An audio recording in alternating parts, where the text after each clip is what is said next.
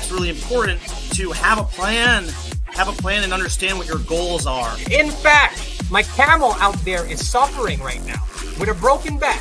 So I actually found Pepe when it was only a couple of hours old, and I'm like, oh, this is a funny meme. Oh my god. Yo! Who is this degen? The old man is swing trading over years at a time. And it's like, that's where the real money is made. The answer is a permanent loss. With single-sided staking, you don't have to worry about impermanent loss. But really, at the end of the day, it's just the matter of a macro market. It's just what happens. If you're aware, if you're disciplined, you can hone that into further financial growth. Financial freedom, so we can actually live life and not have to be constantly living paycheck to paycheck. I mean, that's the ultimate goal, more or less, right?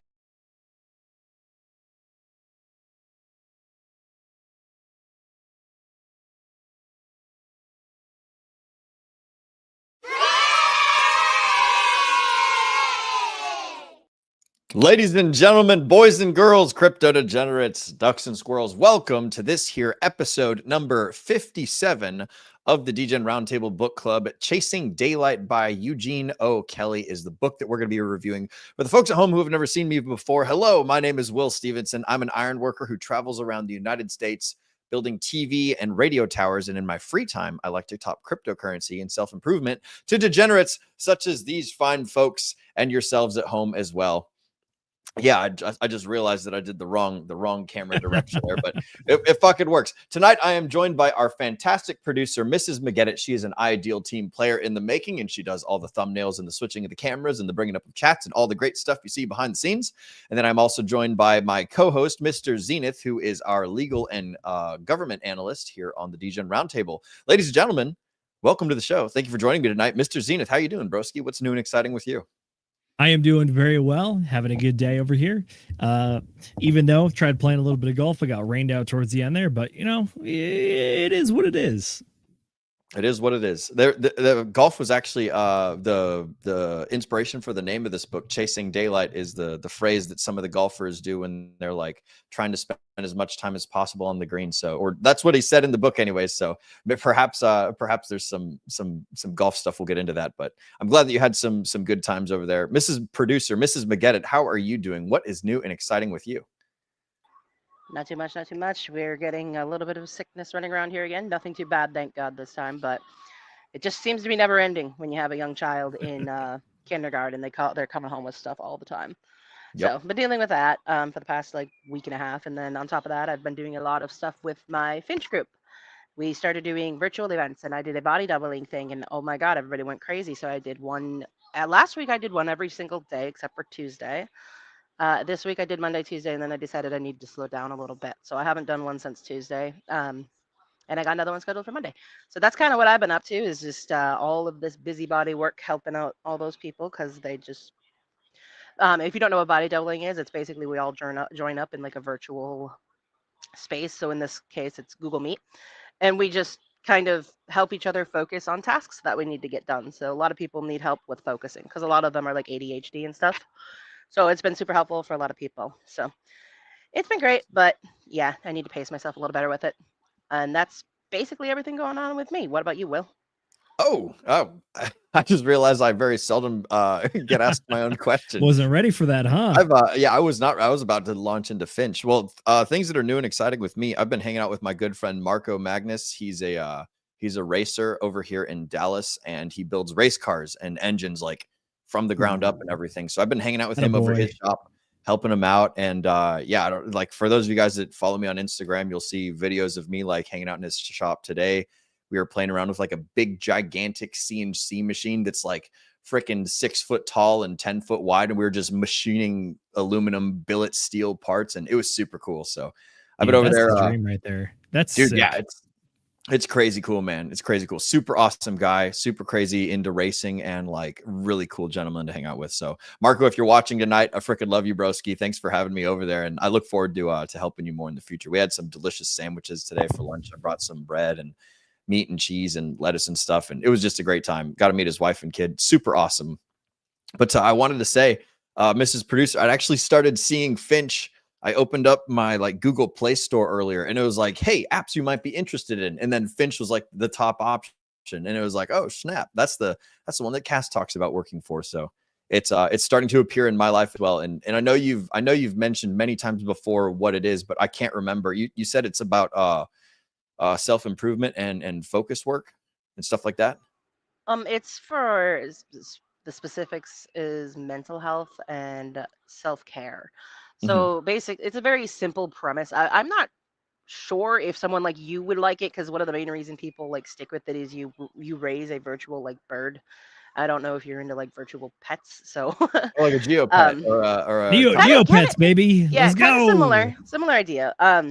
But yeah, basically you could use it to make like yourself like a checklist of like things you need to do. They don't like to call it a checklist, but it's kind of a checklist.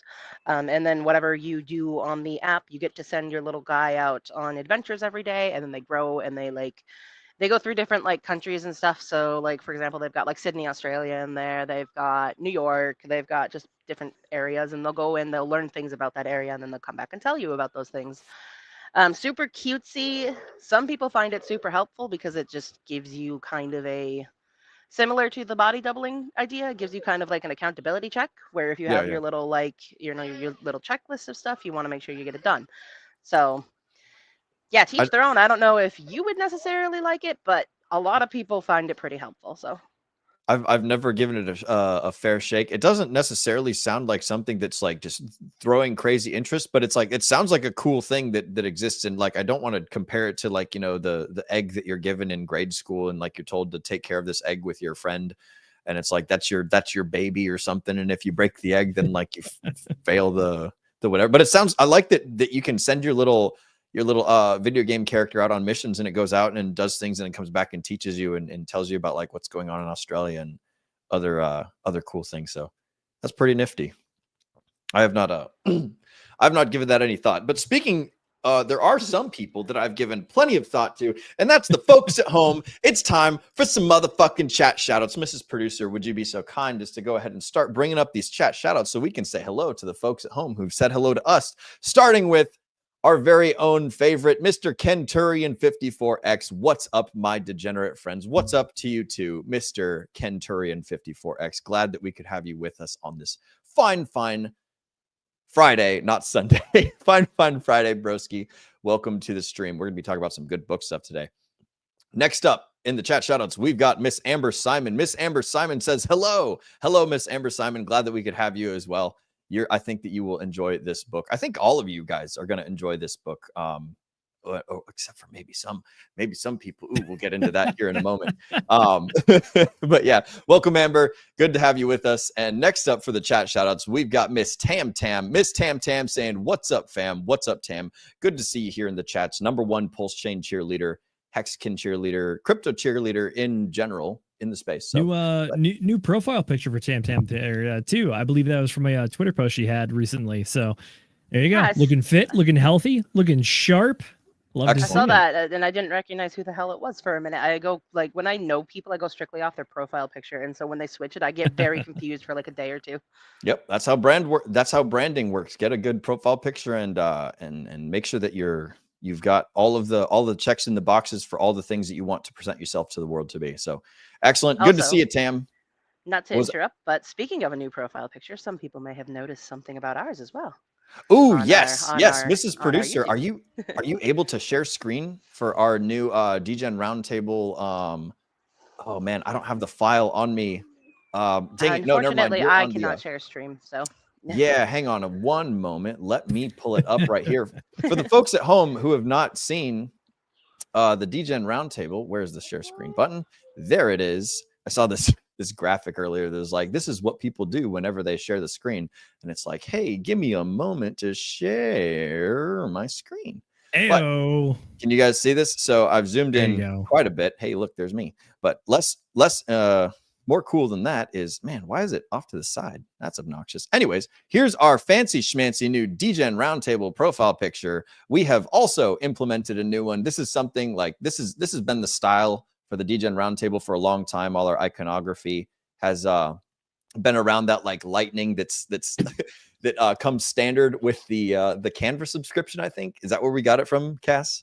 We got that from Canva. Yeah, the original one came from Canva, yeah. Yeah, and then we hired an artist dude that Cass introduced us to, and he cranked out this beautiful, awesome this beautiful, awesome, I don't know if you call it a thumbnail or a profile picture or whatever the hell it is, but Logo. it looks, That's what it is. yeah, it looks pretty super cool, and I'm super stoked that we got that there. So there is our brand new DGen Roundtable icon over there, and we've switched all the socials to that. So good job on that, Cass. I'm gonna go ahead and take down share screen, but yeah, that's our new and improved thing that we got going on. So new profile pictures for everybody, getting the branding on point, getting the world to see us for our best selves and all that good stuff.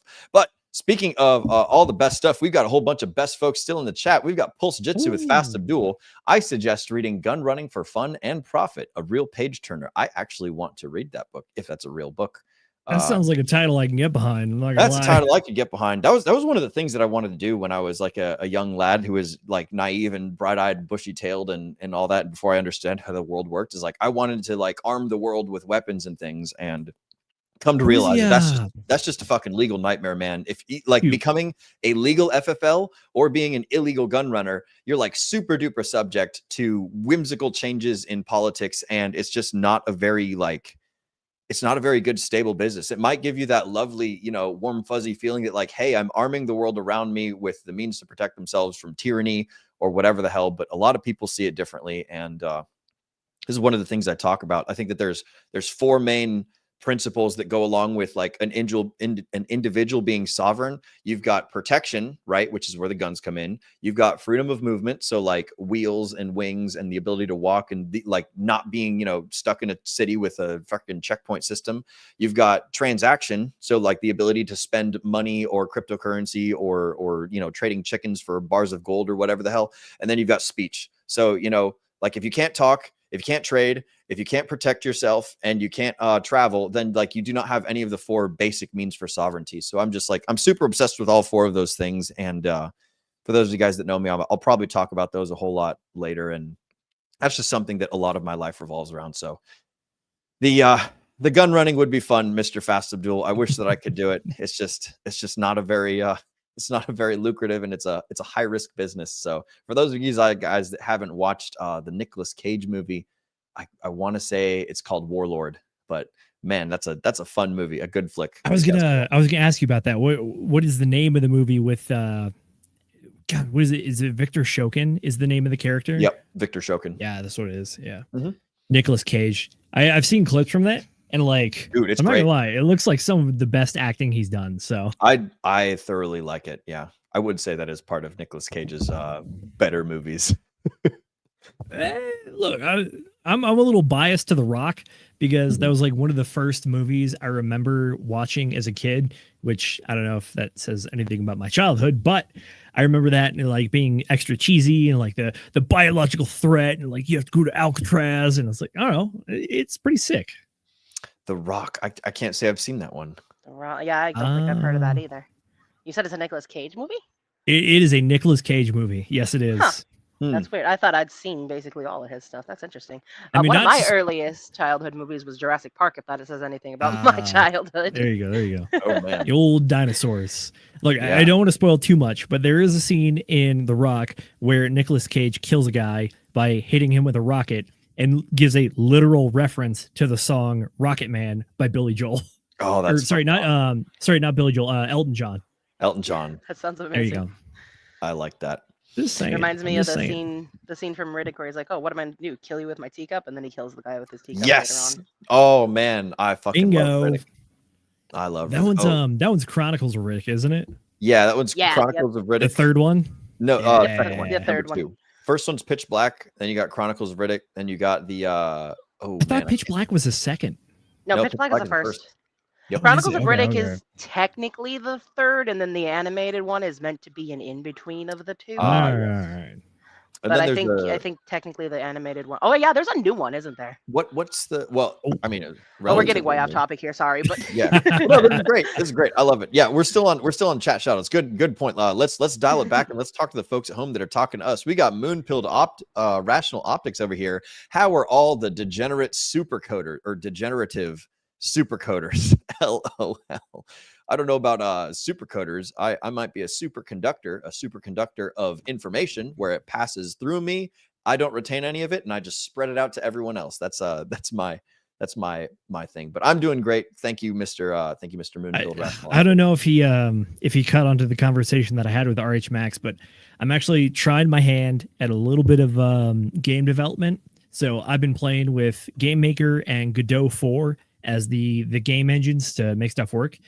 So I've been doing a little bit of coding, a lot of failing, a lot of learning, but we'll try to get something pushed out. It's gonna be terrible, but we'll get something pushed out.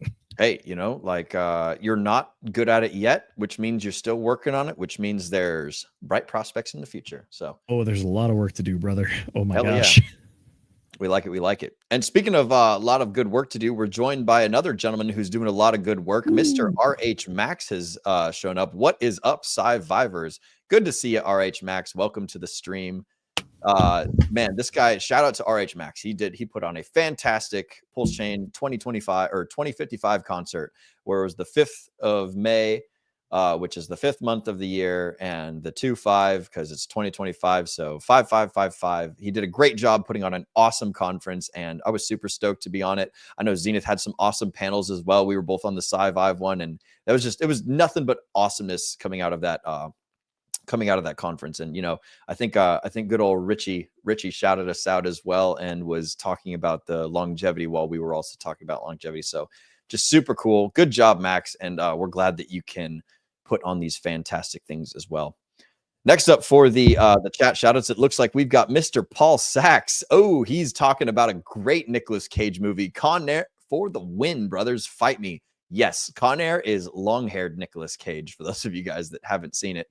It's about a bunch of prisoners on a prison plane, and then shenanigans ensue. That's Steve Buscemi's in there too. It's got to be. Is that how you pronounce his name, Steve Buscemi? I thought. Yeah, I think so. That's good. Yeah. Okay. Yeah. I want to say, man. I can't remember. Dude, we gotta do a movie club at some point because everybody here is so into movies. I mean, we reference them all the time on here, but I'm not gonna lie. I've never seen Con Air, but I did a quick Google. The cast is absolutely stacked. You got Nicolas Cage, John Cusack, John Malkovich, Steve Buscemi, Danny Trejo. Dude, yes, Danny Trejo plays Danny Trejo in that movie. I think John Malkovich is the bad guy. I don't pay attention to movie actors. I have this weird thing where ever since forever, basically, I tried not to know who played in movies or who did voices because it ruined it for me. It made them a real person instead of the movie character, and it just took me out of the experience of watching a movie character be a movie character, I guess. Huh. So I avoided knowing the actual actors for a really long time. So out of all those people, I'm I know Nicolas Cage. None of the other names are familiar. Well, Danny Trejo, if you've seen Spy Kids, Danny Trejo is Uncle Machete.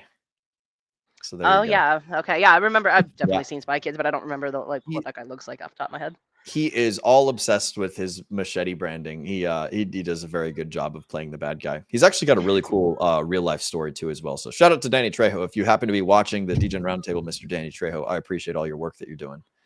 Let's see. Gonna take a last little glance through some of the. Oh, we got people talking about books and movies and things. And man, this is freaking. I will say, I'm happy that RH Max agrees with us.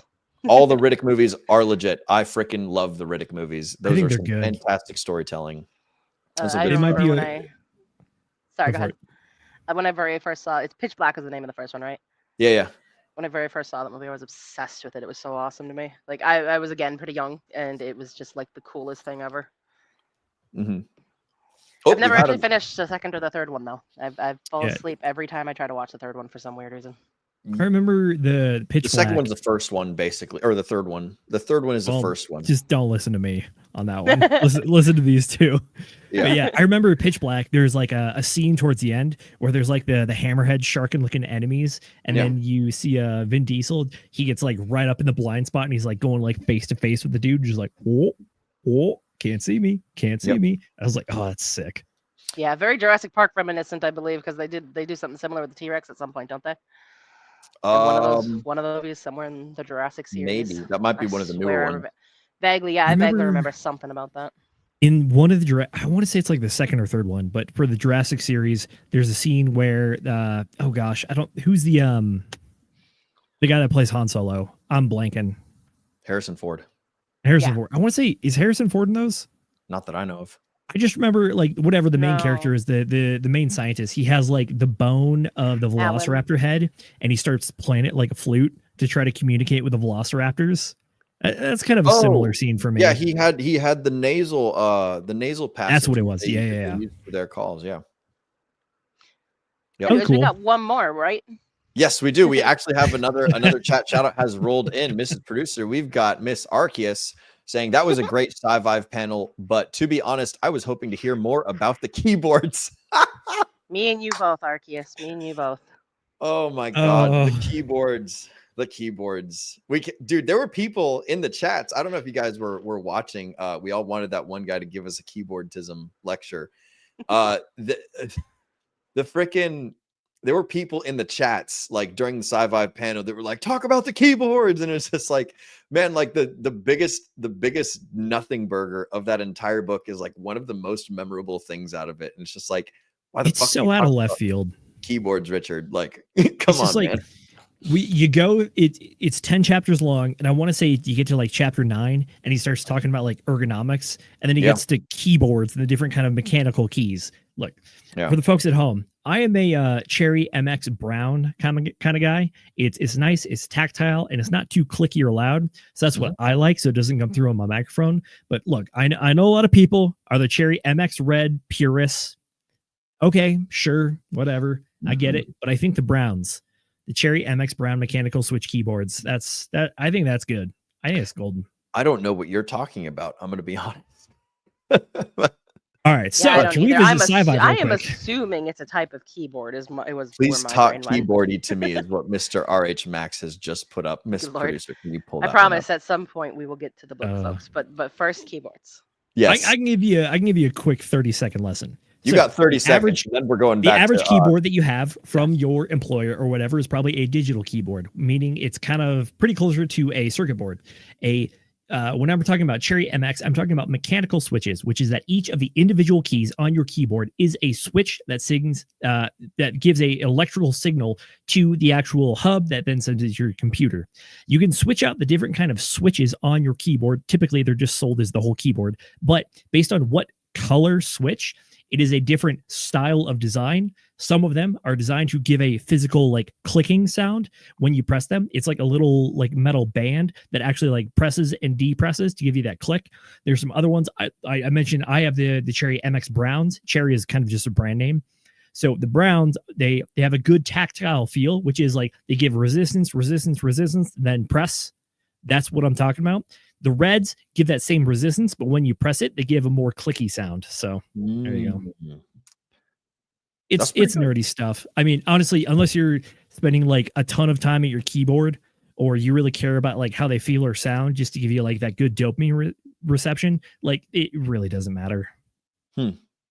I think that it's one of those things that might pass with time as we get closer and closer to AI. That'll probably be more voice commands. There will probably be more, touch screens. There will be less buttons. That's the direction we've been going anyways. Maybe we'll go back to steampunk. We'll just go back to levers, where instead of a keyboard, we'll just have 26 levers that we have to pull, and there's like a little coal powered steam powered organ for a keyboard. Yeah, dude.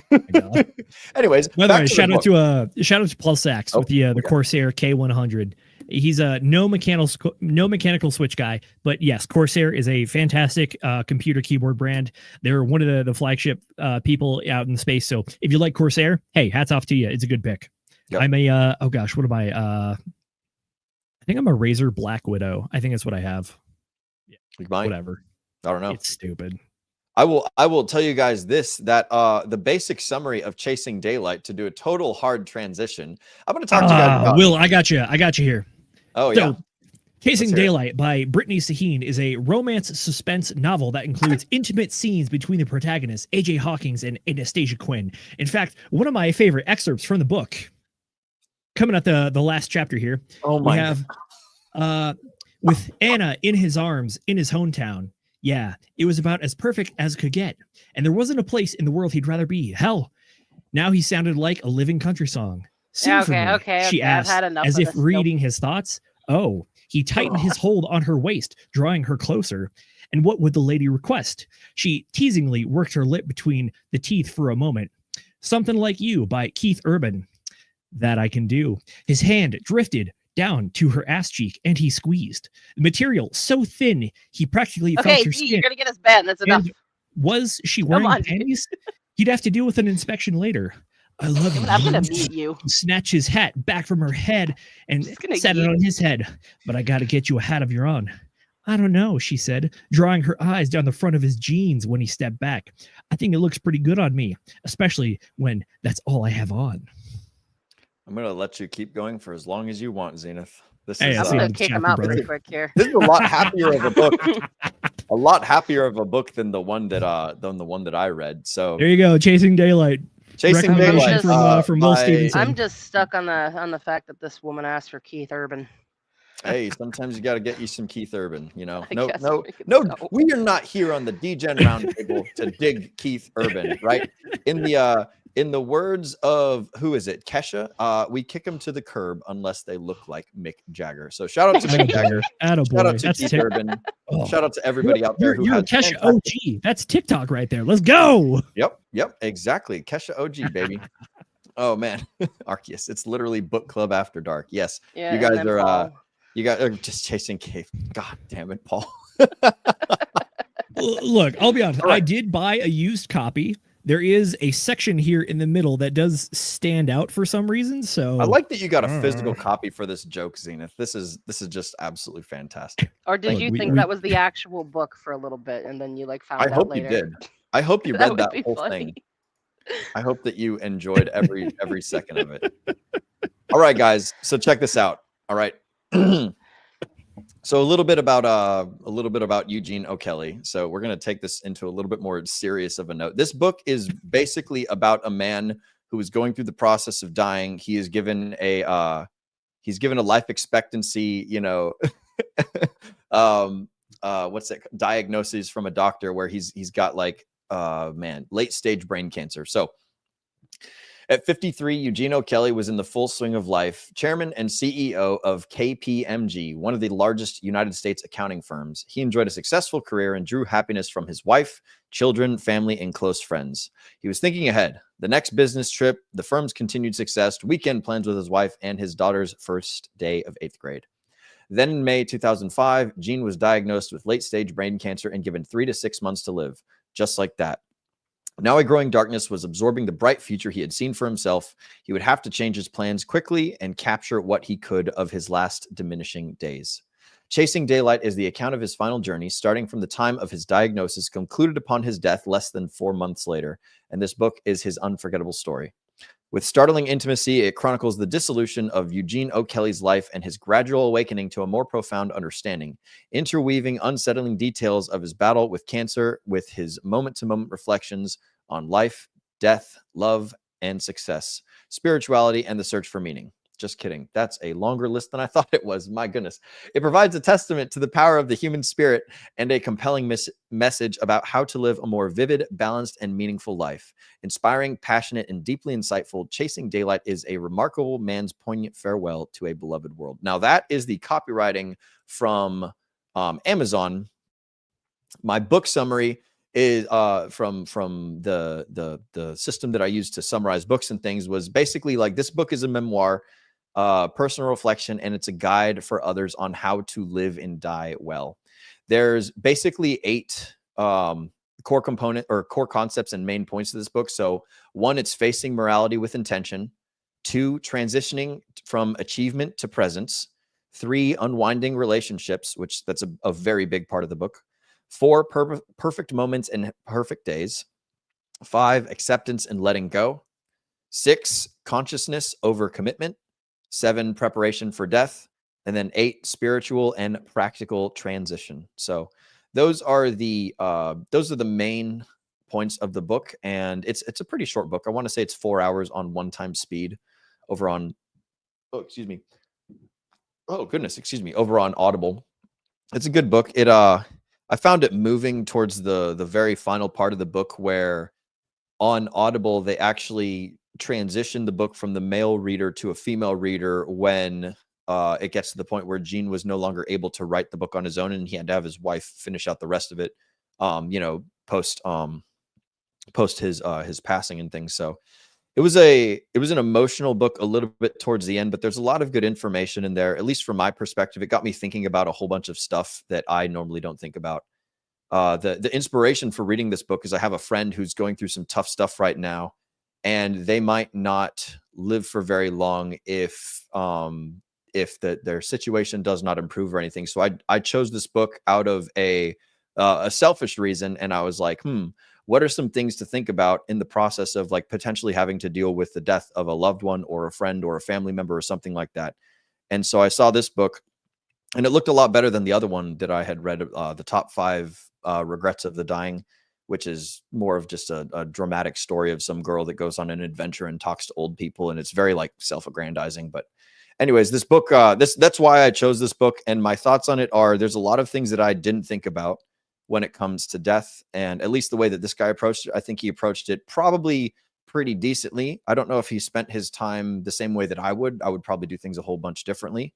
But that was my general thoughts on the book. I don't think that everything that he did is the same thing that everyone should do, but I was quite interested in his approach and what he did.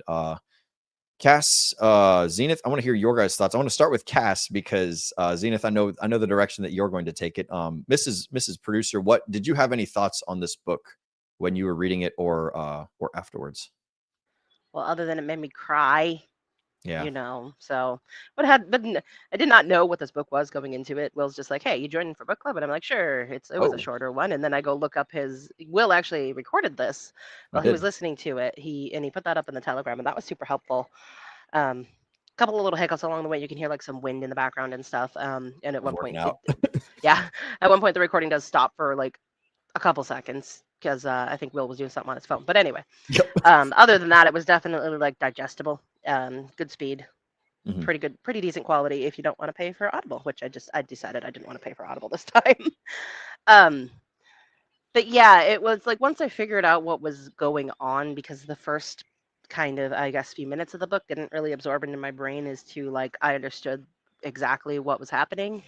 When I found out that he was terminally ill and dying, and this was like the last few stages of his life, I was like, oh, okay, that got dark.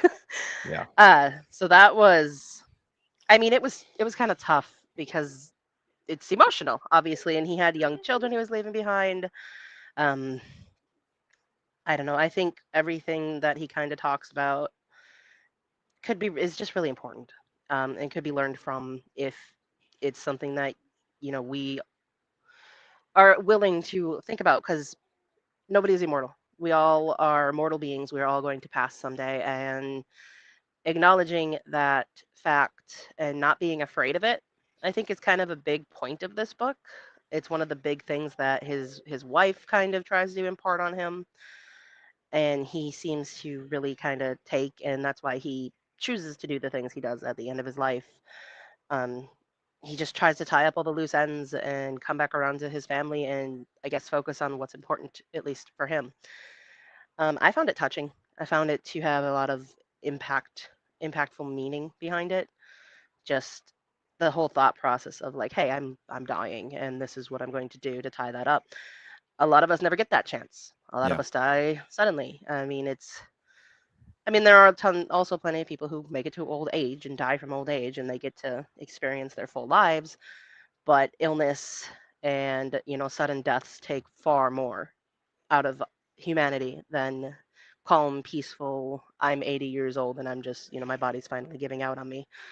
So kind of getting to really think of it this way, where it's a conscious decision to start doing these things because you do know that the end is coming. Like I said, it was really sad. There's also a lot of very bittersweet moments, but at the same time, there was something kind of peaceful about that thought process. And I think if we all kind of can take that, and again, most of us are not going to know when we're going to die, but still kind of living with the idea in mind that someday we will die, and what's most important to you. Are petty grievances going to be something that you hold on to for the rest of your life just because they're there? For example, I read this one story where this lady, her sister cheated with her boyfriend, and then they broke up, and the sister and the boyfriend got married Later, the husband, now husband, died, and she still refuses to talk to her sister because her sister at one point cheated on, or no, basically stole her boyfriend, even though the husband's literally like dead and they have kids he left behind and stuff. And it's like, okay, so what's really important to you? In that kind of a situation, should you take a step back and realize, hey, we're all going to be dead sometime, someday, some year, this is going to happen. Is your sister more important, or is this grudge that you've held for 20 years more important than anything else that could possibly be? And anyways, I will ramble forever if you let me. So, but that was kind of my general idea. If I found it very sad, but also kind of enlightening, and it definitely made me think. So You think bittersweet maybe might be a good word? Yeah, very bittersweet for sure. Yeah. Excellent. Thank you for that. Mr. Zenith, I would like to give you the floor here because I know that you have some differing thoughts, probably based on what we were discussing in the green room. What are your thoughts on the book? I'll put it this way. I have differing feelings. And Sure. the reason I was so content with having chat shoutouts go out for so long and reading a stupid excerpt from this stupid spicy novel that I bought for $7 on Amazon after you, me, and Dr. Alan Chen had a good laugh in the green room at the end of last week's episode is because the book it's kind of macabre, which is it's literally documenting a guy as he dies. Mm-hmm. And I guess the best description I could give for this book is it is the POV of a high IQ, high functioning individual really thinking about their death and trying to, what kind of felt like going through a to-do list of like things to do before I die. I'll be straightforward on this one. I don't know if I have a lot of great things to say about this book because probably of the way that I have lived my life and the way that I've already kind of wrestled with death, which is that the day I went into the military and the day I picked up a weapon, I understood that my fate could end at any second and that I'm going to live my life the best way I possibly can, knowing full well that it could end at any second. And even now that I'm out, like I think about situations and things where I will knowingly put myself in danger for the greater good because I believe in a higher purpose and a higher calling, which is that protecting my nation and my God and my people and the people that I care about. And I understand that I absolutely can die at any moment. And that's something that I reconcile with and have already reconciled with. So it seems weird to say that, like, I've already thought about this concept enough. So to go through a book, listening to a person kind of give like their inner thoughts about like how they play out their life when they know that it's going to end and it's going to be finite. It's a bit odd and kind of depressing to me. And I know it's a bit cynical. And I said that I called the book a to-do list before dying when you know that you're going to die. But it's interesting from my perspective, listening to someone who is a very highly successful person in business, someone who is high functioning, high vibration, whatever you want to call it. Like, the guy has very high level thoughts and thinks about a lot of things. And when he knows that he's going to die, he tries to reconcile with a lot of certain things that I don't know he's reconciled with before. Yeah. And I think that a lot of it comes down to perhaps like when he's describing going through chemotherapy and he literally talks about being like strapped down to the table and like having the Hannibal Lecter face mask on to prevent his head from moving. And if he moves, then it's going to take longer to go through chemotherapy. And the fact that he has to battle with like even salivating and swallowing his own saliva makes that his chemotherapy treatment goes later on, that kind of stuff. It's like, for me, reading the book was like, I don't know, it was like almost like listening to someone like going through suffering or going through a finality. But the thing that really stands out for me is that it seems like he was trying to do a lot of things for other people when it comes to the end of his life, which is like reaching out to people, talking about the giant stack of letters, whether it's bills or whether it's the people that are actually writing him. Like, clearly the guy had a lot of friends and a lot of people that were very close to him. But at the same time, though, it seems it felt very off to me because I guess this is just partly the way that I live my life and me like self-interjecting here. It's like, I have the people that I care about in my life. They know that I care about them very much so. If I were to disappear at any moment, I don't think I'd worry about the kind of stuff that the author would worry about. So for me, it was kind of listening to this book, which, by the way, it's like a hair over 4 hours and it's very doable at 2 times speed. I did it 2.5 times speed because my brain is broken and I've broken it thanks to book club. But just like listening to all of it, it was like it kind of felt like unpacking a lot of ideas that I've already repacked into my mind based on the way that I live my life. So I don't know, like it is moving. It's nice to think about. The guy has a bit of a reconciling with morality and religiosity towards the end, but a lot of it is the description of the process of dying and taking steps to ensure that you die correct, as he said. One of the great ironies with reading this is I was actually reading this in conjunction with the Iliad by Homer. One of my good friends, he wants to do a book club of his own. And he recommended that book to me. And when we were going through the Iliad is a 2-part book. It's book 1 is the Iliad, book 2 is the Odyssey. Both of them focus on some minor characters in the Greek world. Namely, Achilles is kind of the main character inside of the Iliad versus Odysseus is the main character inside of the Odyssey. The Iliad is about living in war and all the decisions that go on in this world space. And then the Odyssey is actually an exploration of like how men deal with being out of war. But reading the Iliad at the same time of reading this book, it's me going through the story of like men in battle and their personal gripes with their commander and the other people. And Agamemnon took Achilles' girl that he wanted, and Achilles is angry, so he's not going to fight. And then his friends die, and that riles him up to go fight in the end and just absolutely destroy Troy, by the way. And then the Odyssey is about Odysseus going through, trying to get home to his wife, who's been away for a while, and he has to prove himself again. And it's like, it was very different worldviews for me, which is like, there's people that are in the moment. To be specific, there's an actual passage from the Iliad where Troy is fighting back against the Greeks, or the Achaeans, if you will. And Odysseus is actually kind of like kicking ass on his own, but the rest of his army is like absolutely getting the shit beat out of them. And Odysseus literally has a moment where he's thinking to himself through the battle. He's like, I'm standing tall. The rest of my forces are routed.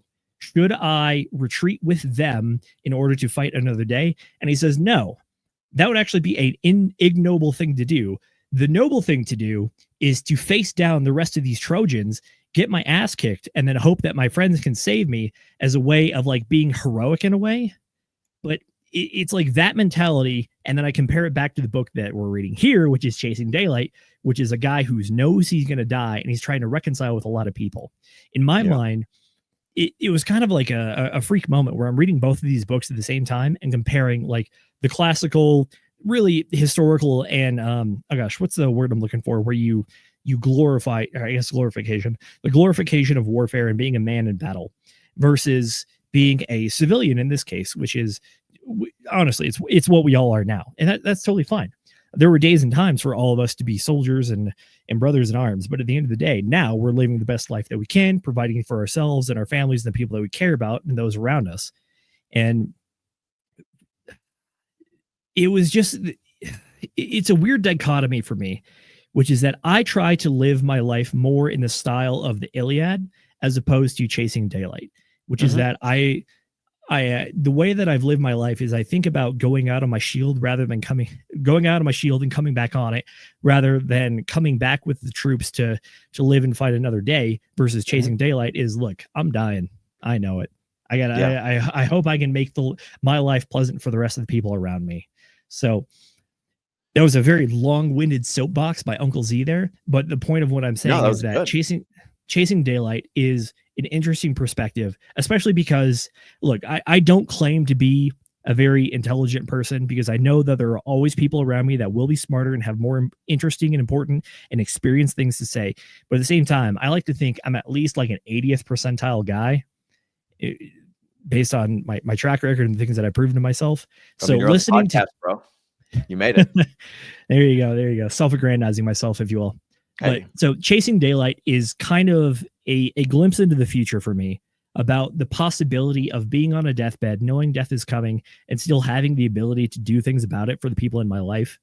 But at the same time, I can look at that and I can understand it and I can feel it and I can be inside that situation. But I can also reconcile with the fact that I think the author had a different moral framework than I do.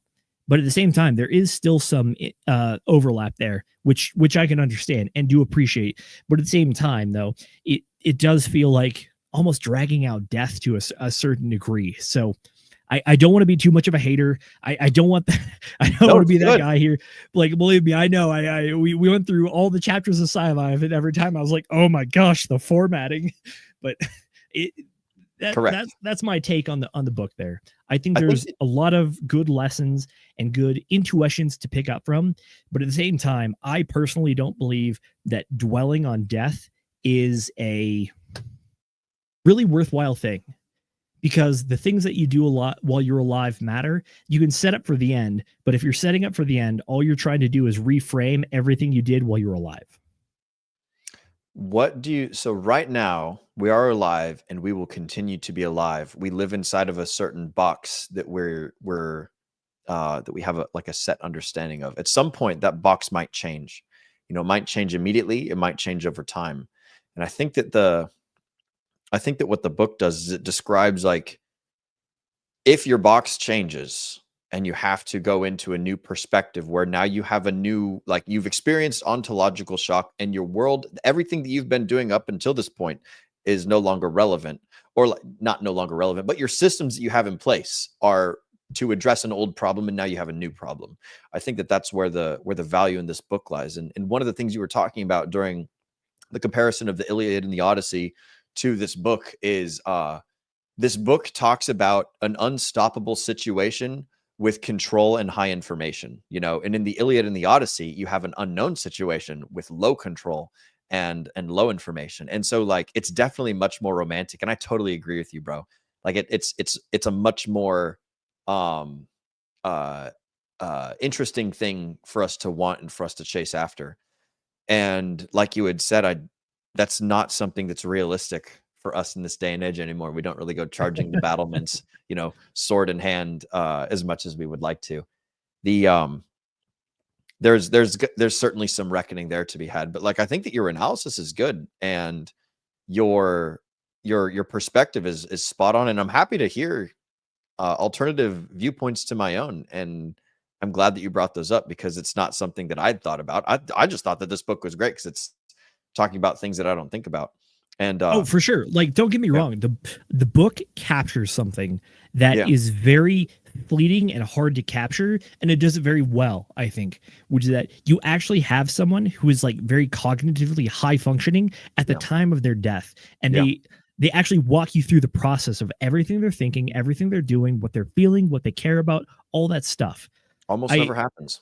Exactly. Especially in today's day and age, which is like, the average life expectancy is like 78, 79 years or something like that. 30,000 days. Yeah. Exactly. So when I think in the average context of the modern age of 2025, current day, which is that you're going to get old, you're going to die, you're going to get old, your cognitive function is going to decline, you're going to get old, your bones are going to ache, your tendons are going to rupture, and all those sports injuries are going to come back to haunt you. But what this book actually does is it takes a very high functioning, high Q individual from what I can tell, and it really walks you through that process of what they're thinking, what they're feeling, what suddenly becomes what they care about the most. It's a realignment of priorities in this person's life, and you can see it happening in real time throughout the book.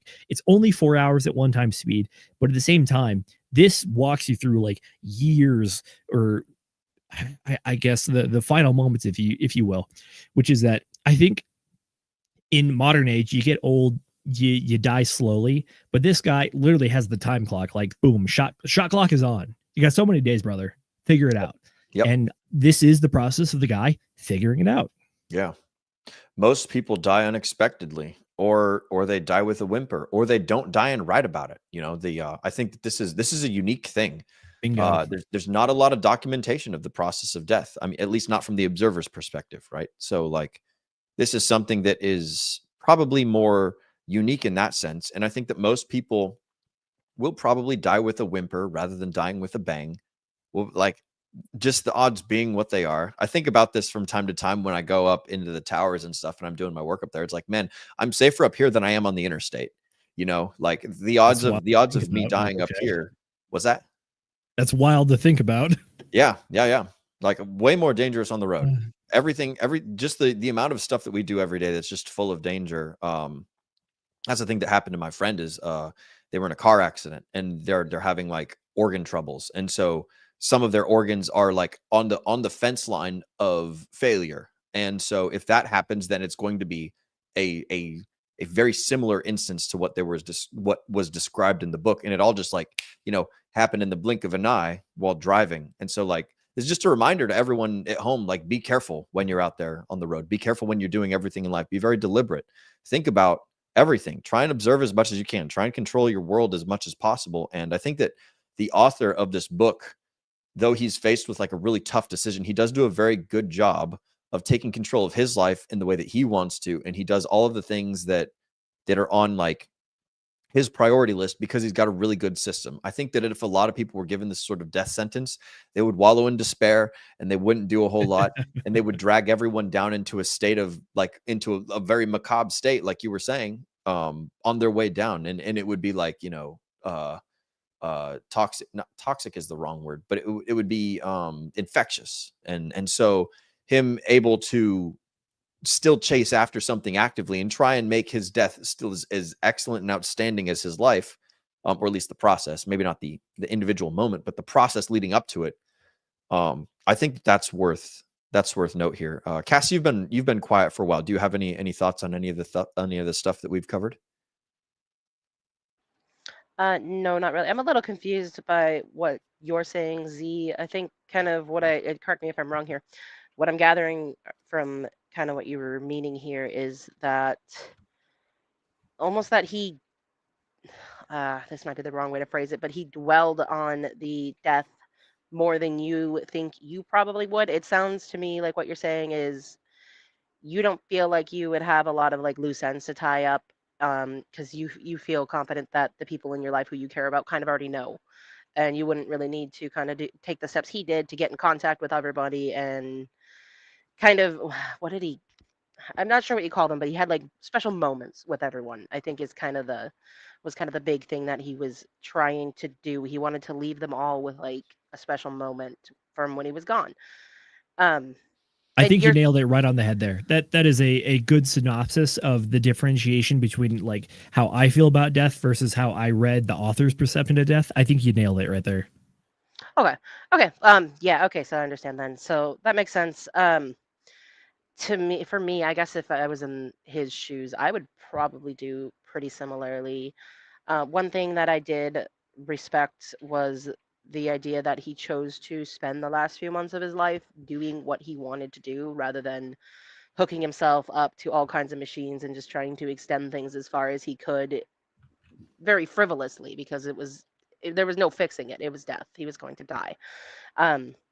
That to me, because I've talked to some people about, yeah, I can't remember what country it's in, but there's a country where they have these things that are similar to, if you've seen Futurama, the suicide booths. Those are an actual. That's like episode thing. 1 right there. That's it's somewhere in Scandinavia. I want to say Sweden. Yeah, but they actually have machines where people they choose where they want to put it, so you can be wherever you want to be, and you have to be over a certain age. I think it's like 50, so you have to have lived what they consider to be like a full enough life to make the decision to be like, hey, I'm ready to be done with life. Damn but government, I don't think infringing my freedom. I don't think that's like, because some people consider that horrible, especially when it comes down to like religion. I know that that's considered a sin to take that decision away from God when you're going to go and when your life is going to end. In Christianity, they say that, I'm pretty sure, anyways. Yeah, and that's why there's different sects of Christianity that defer that. I think what you're referring to is called Calvinism, which is inside of Christianity. There's different ideas about how much, I guess, self-control you have, or predestination is the correct word, which is like, do you actually have like, they call it playing God, is what I've always heard. So what you're saying probably makes sense. It's probably not the whole religion, but that's kind of been my basic understanding. I am not heavily religious either, though, so it's not something that I actively like follow or research. But this to me kind of is that he didn't necessarily choose to die, but he did get to choose what he did with the time he had left, which to me was just, I thought it was rather beautiful, and I consider that to be not necessarily a choice that people would want to be making, but if people are in that kind of a situation where they do make that decision, then I think that should be their right and their privilege, as sad as it may be, as difficult as it may be. If I don't think it's anybody's right to tell them they can't, I guess is what I'm saying. So this book kind of reminisced with that a little bit to me too. Just the whole concept of death being such a negative on our society. It's inevitable. We're all going to die. So the more you just try to Spoiler acknowledge alert. that, the more you Way to just try spoil the to, ending. thanks, C. The more you just try to acknowledge that and not try to hide it or deny it or pretend you're invincible or something, any of those types of things, probably the better off you will be, because it's a little more peaceful. And like we were talking about earlier, you can go at any time. Most of us don't get to choose it. Most of us die suddenly. There are accidents every single day. And Will was just talking about he's safer up at the top of a freaking tower than he is on the road. And that's facts. Car crashes are much more common than airplane crashes too. You're safer in an airplane. So yeah, that's I guess that's kind of what I'm thinking about at the moment. I've got a question for you guys. We're gonna go ahead and roll into the questions part of the show, and that's good. That's good analysis, Cass. I like that. And I think that people would do well to adopt a more fluid mindset regarding death, and we should probably talk about it more. I want to and that rolls me right into my first question, which is, how would your perspective on daily life change if you were given a limited time to live? Like, put yourself in this guy's shoes, right? We're given 100 days. They said 3 to 6 months, and I think he ended up with 4. So we'll go ahead and just say 100 days. Like, if you were given 100 days to live, would your behaviors on the day-to-day change? What would you do differently?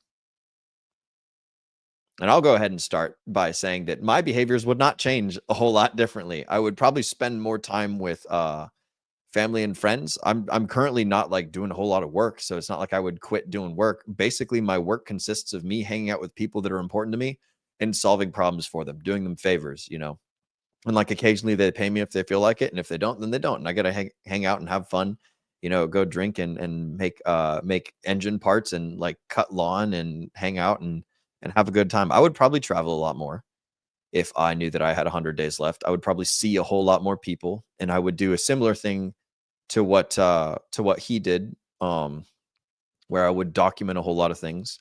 I would make sure that I got all my thoughts out. I would probably I'd probably work on fixing up my silly little ledger must balance book and make that more full, and just do a whole lot more of a job recording all of the things that are floating around inside my brain, all of my little thoughts. I would do a whole lot of deep dive on what's the stuff that goes on inside my head that I want the world or just people in general to have access to when I'm gone. Like, what would be my legacy?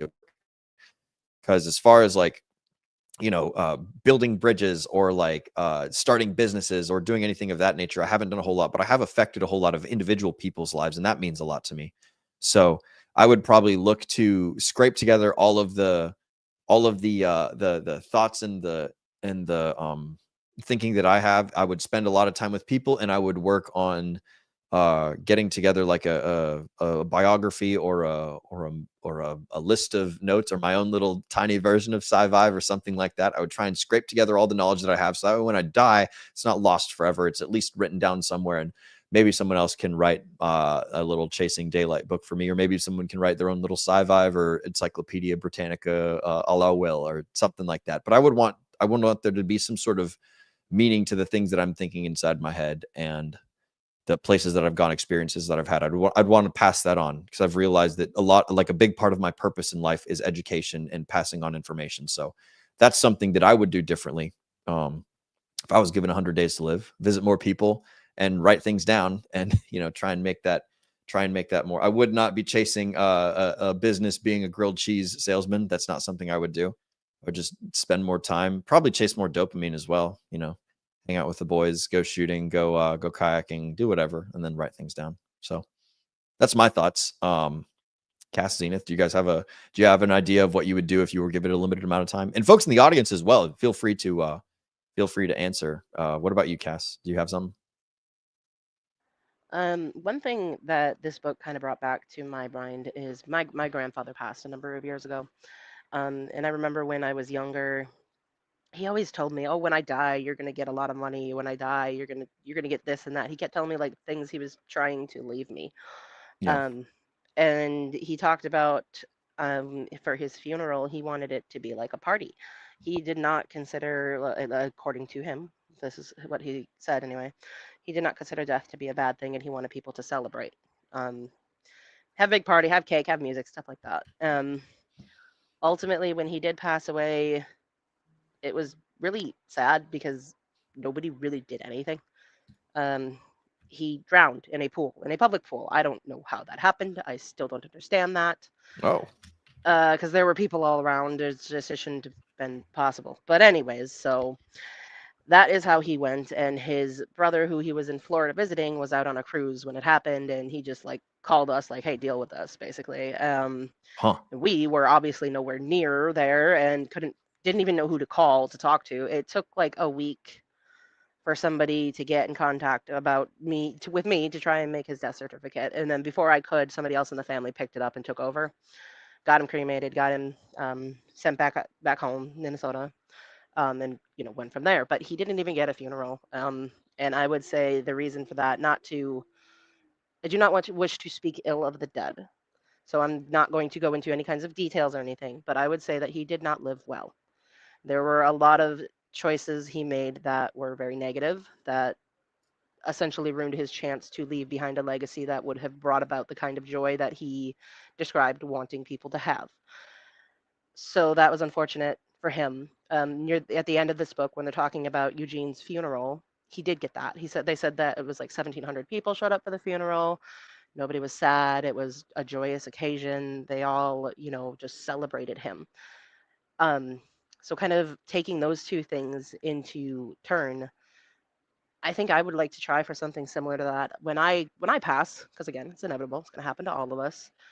I don't want to be leaving behind a lot of bitterness or enemies. I would prefer to leave behind a lot of friends who will miss me, but who will also carry on, maybe even with a little bit of me still in their heart that has taught them something valuable that they're going to carry with them for the rest of their lives. That would be kind of my ideal, I guess, ending. So if I were to find out that I have 100 days left to live, first and foremost, I would probably try to get rid of my collection of cards that I've built up over the last 30 years so that I could leave money behind for my son and he doesn't have to deal with, what the heck is that thing?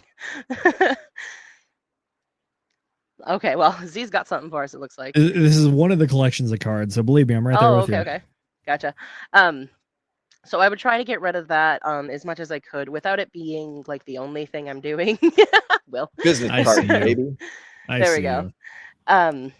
And leave behind that money for my family so that they can have that, because I know the person who's going to get the most money for it is going to be me, because I'm the one who's in the community doing all these things. People know me well enough that they'd be, willing to deal with me, whereas it might be much more difficult for my family to try and sell these things, and they might get scammed. They That's a might good not point. get what it's worth. They might have a very difficult time getting the actual value that I've collected out of Yeah. all these things. So I would try to at least take it upon myself to do that part, and then just spend as much time as I could, basically kind of what he does, tying up all the edges.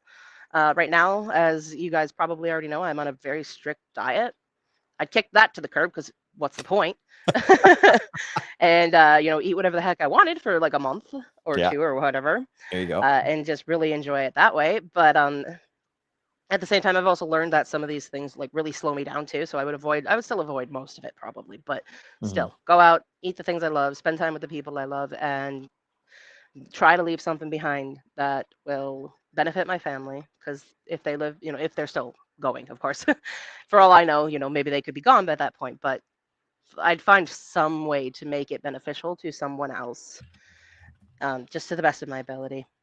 And then hopefully by the end of it all, I could seal up all my relationships and kind of accomplish what Eugene accomplished, where the funeral for me would be a happy occasion for people to come to, and people would want to be there, and people would want to celebrate what I did during my life, no matter how big or small, those accomplishments may be.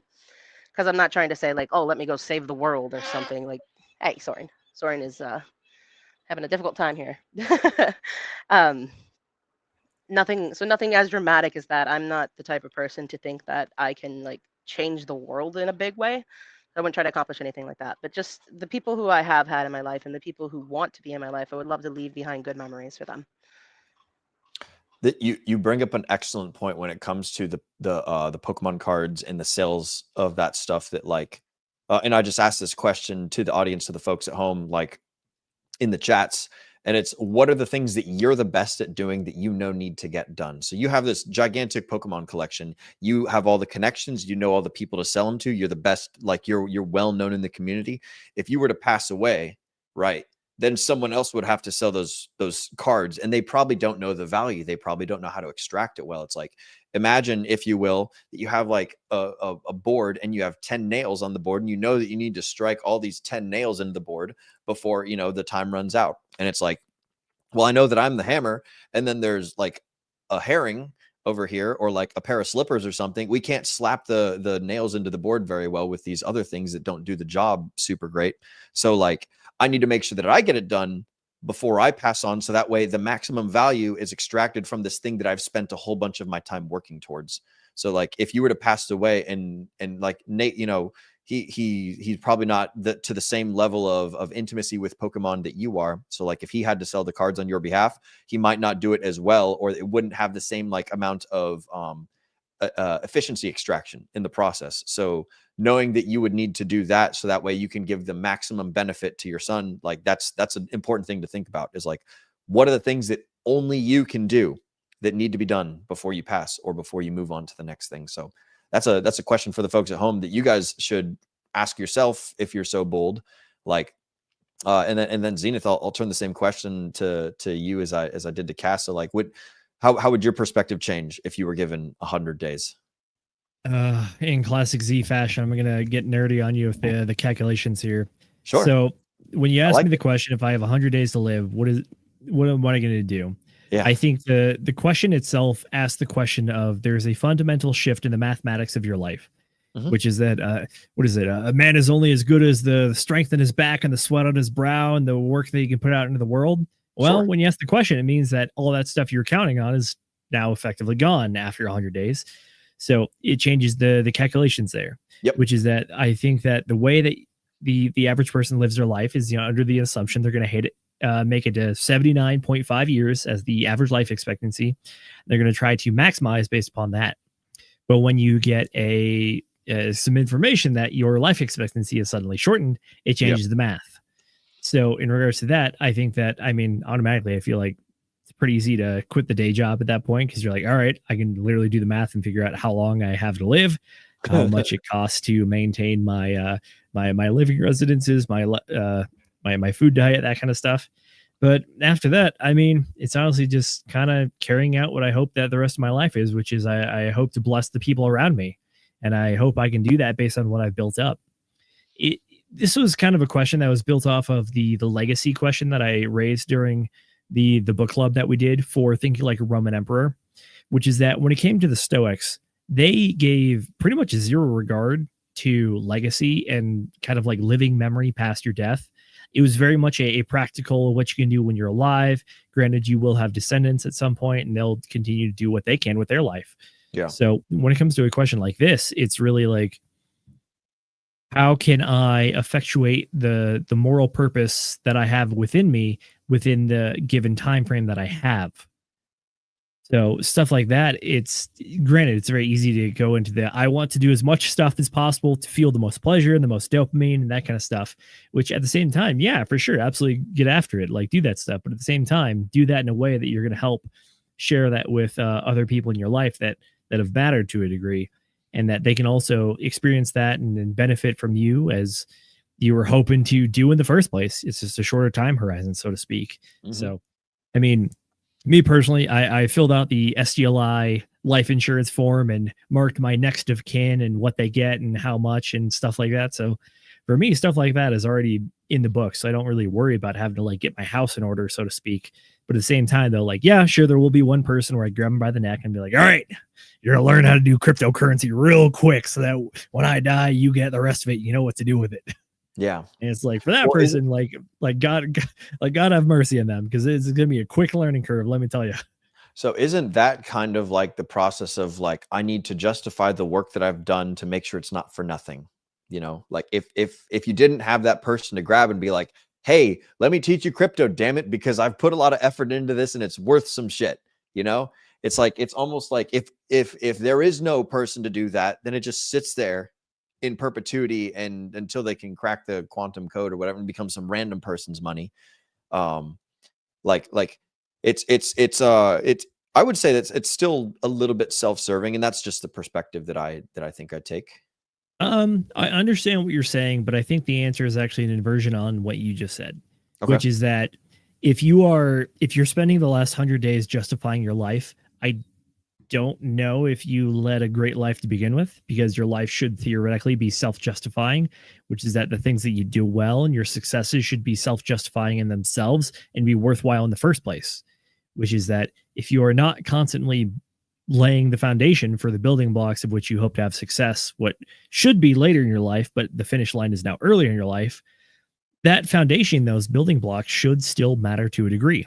When it comes to like leaving stuff in regards to like cryptocurrency for folks, that is you passing on what you have acquired. It's kind of like cynical to say it, but that is literally the measure of your life right there, which is that this is what you have left behind. But if you're doing it with a purpose and you're doing it with intention, then the connotation of like the precursor to the question shouldn't really matter as much, because it's like you've been doing the things you are already going to be doing. It's just you're having a shorter life expectancy than you normally would have. Therefore, you're really not changing much up about how you're living your life. You're just changing up what happens after you die prematurely to ensure that what you've done is already going to the places you already imagined it would be going to. Yeah, it's like, are you building a machine that's going to run on its own after you're no longer tending it? Kind of. Is that look? Yeah, pretty much. I don't think we all get to the point. Believe me, I don't think most people get to the point where they build the machine that self-perpetuates and that it lives on after they do. But at the same time, if you have not gotten there, then at least the foundation of what you have laid should at least be a decent starting point to other people who either care about the mission or will appreciate the value that you leave to them. Mm-hmm. I like that. I actually think Z, you and I are kind of similar in that when it comes to the crypto thing, you would want to pass on the idea of being able to handle and manage and maintain and gain wealth with crypto, whereas me would be the selling my collection to pass that on to somebody else. I wouldn't necessarily try and teach somebody how to collect and like gain profit off of collecting, because I don't know how to do that. I agree with you on that. I'm a freaking collector for sure. But I think honestly, peanut brain, diamond hand. Buy. I think what you're saying though is similar to kind of what I was saying. I don't necessarily see it as self-serving. I see it as trying to pass something down to the next person. And in this case, when it comes to crypto, you're trying to pass on the knowledge to gain wealth. I mean, there's nothing, that's a very good thing, I think. So I would agree with you, but I have a small distinction, which is I've already reconciled with the fact that like my Magic collection and the freaking Warhammer collection, whatever you want to call it, like all that stuff, it's junk. It really is. All that stuff is me enjoying my time while I'm here to give get a little dopamine. Yeah, hedonism's a word for it, so to speak. But at the same time, when it comes to like cryptocurrency and stuff, that is a question of another magnitude, which is that is actual monetary gain that doesn't require a whole lot of like insight or intuition or even caring about the thing in the first place. Because at the end of the day, Pokemon cards and Magic cards, they're pieces of paper with pretty pictures and words printed on them. So it matters to the people it matters about. But when it comes to like legacy and like investments and building up a net worth for yourself, that's something that actually has a larger implication regardless of whether or not you care about it. So like I've accepted that, like, look, my house is full of a lot of junk. I care about this junk and I enjoy this junk, but not everyone else does, nor should they. And I'm not trying to tell them that they should. But when it comes to the question of like net worth and value, that's really the question of, are you able to build a foundation, legacy, trust, whatever you want to call it, for being able to pass on the efforts of the people for you that has been transformed from their physical labor into something of value that can be carried into the future. I think that this is one of those fundamental core blocks of what we talk about with a lot of the other stuff. Like whenever we go on the, what is it? The creature from Jekyll Island? Yeah, the creature from Jekyll Island. which Yeah. is like, yes, except that the dollar is a fiat currency and it's only going to decline. But at the same time, in that shred of a moment, there is a point where you can reflect the amount of effort, investment, time, and attention that has been spent and convert it to a dollar currency.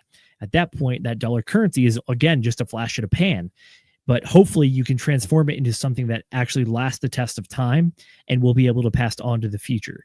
It's, I guess what I'm talking about here really goes to the core of, what is it? The Boy Scout mantra of like, leave a campsite better than you found it, which is that leave your legacy better than you found it. Always leave more for the people in the future than you originally had, because you understand that things in the future are going to evolve. They're going to change. They're going to be hard. They're going to be harder at certain points. So if you really care about your kin and your next of kin and the people that come after you, then theoretically you should be putting them in a better position than you were initially. It's granted, this, again, it goes back against the Stoic philosophies that we talked about previously, which is that you are what you are in your life, and you have duty to your God, your country, and the people around you. Then after that, you're just kind of nothing into ether, and you go and dissipate into space, time, ethereal crystals, whatever. But the fact that you can help people after you, if you genuinely care about that, again, this largely goes into moral philosophy and what you care about. So even me sitting here on the soapbox saying that you should care about it, it doesn't apply to everybody, which is that if you care about the things you care about them. I can't come over here and tell you to care about the things that I care about, because they might be different. So I think that death is a very complicated topic, especially when it comes to like lineage and legacy and what you leave behind and what you've done with your life. That, I mean, not to boil it down too much, that is the entire question you have to answer while you're alive, which is that, why are you living? What are you living for? What do you care about? Is it a religious philosophy? Is it like a more, I guess pagan is a bad word for it, but kind of like a more realistic, materialistic, like believing that when you die, there's just black and nothingness and nothing else. So it's that kind of stuff. And I can only speak from the perspective that I have and the moral and religious worldview that I have. But the things that I really hope to leave behind is that I hope to be a torchbearer.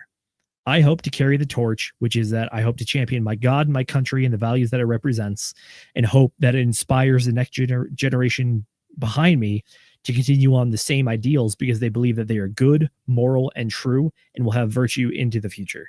And I personally believe that that's a bit of the moral philosophy of the United States up to this point. And I do believe we've reached a bit of a crossing roads, which is that, is the United States just an economic zone, or is the United States a set of ideals that was laid forth by the founders and evolved on over time of great men and thinkers who have really like laid their lives on the line and continued out that ideology? So, I mean, that's me. That's where I'm at. Man. The ideology is a fun one, because everyone's got their own little different spin on it, you know? That they do. Like, that's the human question, brother. That is the human question. Why are you here? What are you doing? Yeah, it's like I'm listening to you describe your thing, and I'm thinking like, oh, I would do that. Oh, I wouldn't do that. Oh, that's interesting that that's valuable to you. Oh, that's not interesting, or whatever, you know? And it's just like, huh, I guess we're all fucking different. Like, I was just reading about and this will lead me into my next question, right? There was this dude who sold everything. He was working at like Discount Tire. He had a 401k. I think his name is Oliver Widger. You know, shout out to that cat. But he sold everything that he had, and he bought a sailboat, and he's sailing from Oregon to Hawaii and Hawaii to like Singapore or something. And he's just like, he's just like, you know what? I'm fucking sick of this life that I'm in. Like, I got a fucking 9-to-5 job. This is garbage. This is bullshit. I've been doing the wage slave thing. Fuck this crap. I'm out. I'm going on an adventure. You know, like, that's a philosophy that he adopted. And the thing that I want to ask you guys is like, what is something is the point of sailing a sailboat from Oregon to Hawaii? Not the point of it. To test your courage and man the helm when it's stormy instead of calm. Well, no, like, I look at this guy and I think to myself, like, wow, he just literally threw everything that he had going away to chase adventure. And that leads to the next question. Is like, what are the aspects of your life that you're struggling to accept or let go of? You know? And I'm thinking of this dude and how he just was like, you know what? I don't accept this. I'm letting go of all of it, and I'm going to chase adventure. I don't know a whole lot of people that do that just fucking, you know, send it all to the bank, sell it all on Facebook Marketplace, and just freaking like chase a dream 110%. Like this guy could die in the Pacific Ocean crossing. He's already past the worst part, I think, is what I remember from his stories on TikTok or Instagram or whatever the hell, wherever I saw it. But I know Nothing he's posting scarier like, than open ocean, brother. Nothing scarier. that's a Nothing terrifying around you, thing. no There. one there. Yep. I was on an 860-foot aircraft carrier, a helicopter aircraft carrier, the LHD-1, the USS Wasp. Shout out to my Wasp boys out there. Hey, Wasp, flooding. let's go. Yep. 2016 flooding that you guys will never hear about in corporate media because they swept that right under the rug. One of the biggest floodings in naval history that didn't sink a ship. No written record of it other than, me and some other assholes telling stories about it. So, go put that down in your notebooks. But like we hit, I think 16-foot swells in the while we were crossing the Atlantic. And the Atlantic's not as bad as the Pacific from what I understand. And 16-foot swells, dude, like my berthing was in the front of the ship. So like we were right underneath the forecastle, the forecastle, for those of you guys that don't speak Navy. And for the uninitiated, he was in the zero gravity chamber. I was in the zero gravity chamber. Being on a ship, it's like a giant lever. The further you are from the center point about which it rotates, the more effect you feel. So if you're all the way in the bow, that means you're getting the most and the least rise in the ship. Yes. And sometimes your feet will lift off the ground. Zero gravity to double gravity. And one of the things that we would do, because we had, I think, I want to say we had a 10-foot, what do you call the word? What do you call ceiling? Deck, whatever the space is between the decks. It was 10 foot high. And so like when the ship would go up, like on the travel up, right when it starts falling down is when you have zero gravity. When it's going up, you got double gravity. Right. And so like going up, you'd be like, okay, wait. And then as soon as it gets to the top, it's like jump. And we would jump 10 foot up in the air, touch the ceiling, and like kind of just float back down to the ground before the ship reached the lowest point where it'd start going back up again. Because if you time it poorly, then you fucking smack the ground double time. And that's no fun. But yeah, like fucking 16-foot swells, that's like nothing. That's like an easy day, And so I think homie's got like a 20-foot ship. But anyways, I want to dial it back to the question. Like, are there things in your life that you're struggling to let go of in pursuit of a more like crazy dream? So like this guy, I don't know if he thought he was going to die, but he's just like, you know what? Fuck it. I'm tired. I'm letting go of it all. And I'm going to go chase a dream. Are there things in your guys' lives that you're struggling to accept or struggling to let go of that might be holding you back, or just might be something that you wish that you moved forward on? And I'll go ahead. I'll answer first. Give you guys time to think about it. And I think of the same thing. It's like, man, I wish I could go on like a cool event. I wish I had the balls to like just sell everything and then go on a crazy cool adventure. And the thing that I have a tough time accepting is that like there's not a whole lot of room for what I would consider to be adventure in life. And it's like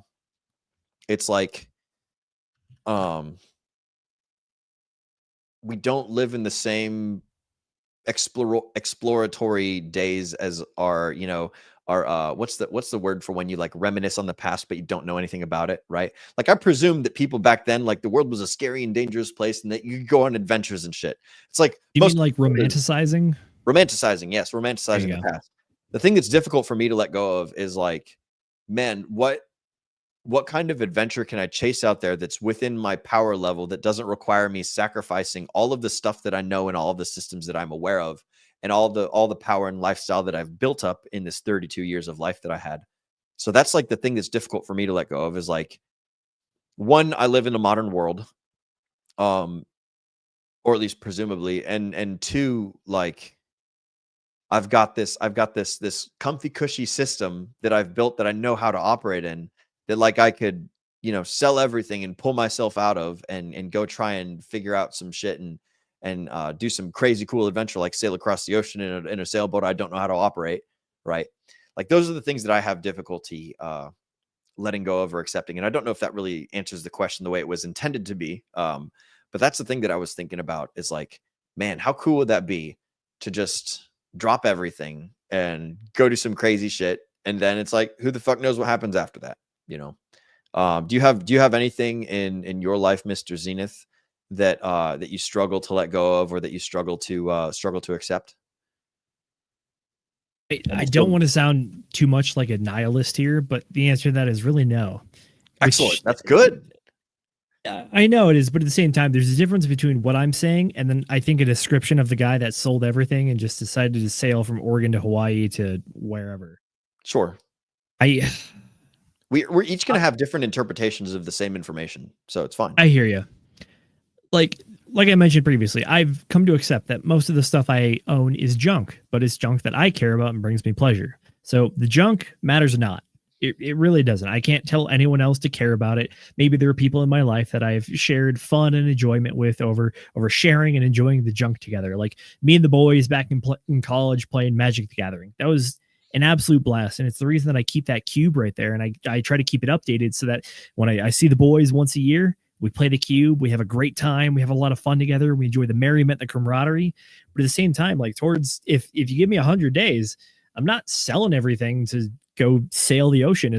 Believe me, as much as fun as that sounds, like I love sailing. I love sailing a lot, especially like doing the open ocean stuff. That'd be amazing. By the way, if you want a good story about like guys living on the edge, being adventurers, like really living off the skin of their teeth, go look up the adventures of Ernest Shackleton. He was an explorer who tried to go find the South Pole back in the early 1900s before World War I.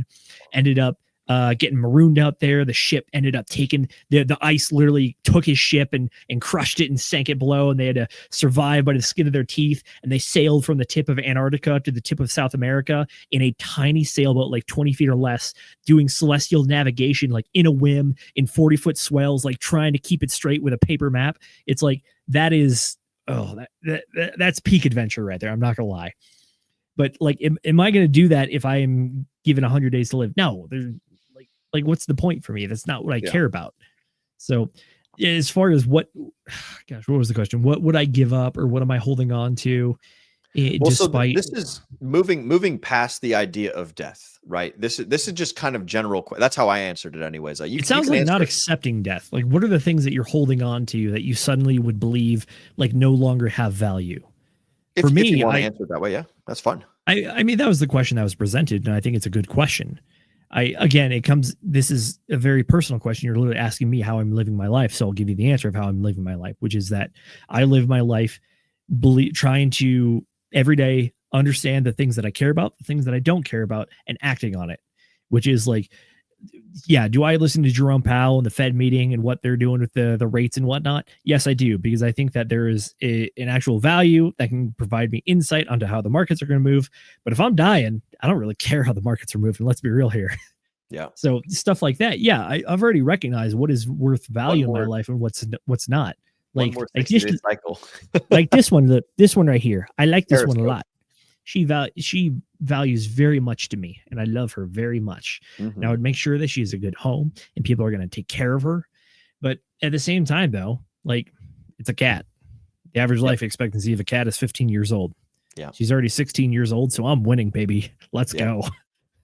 But I mean, to get back to the question, like I don't really think that there's much that I've been holding on to as part of denial or anything. Like believe me, long ago, I don't want to be too nihilistic here, but I've well accepted that my college degree is just a piece of paper with words on it that other people care about.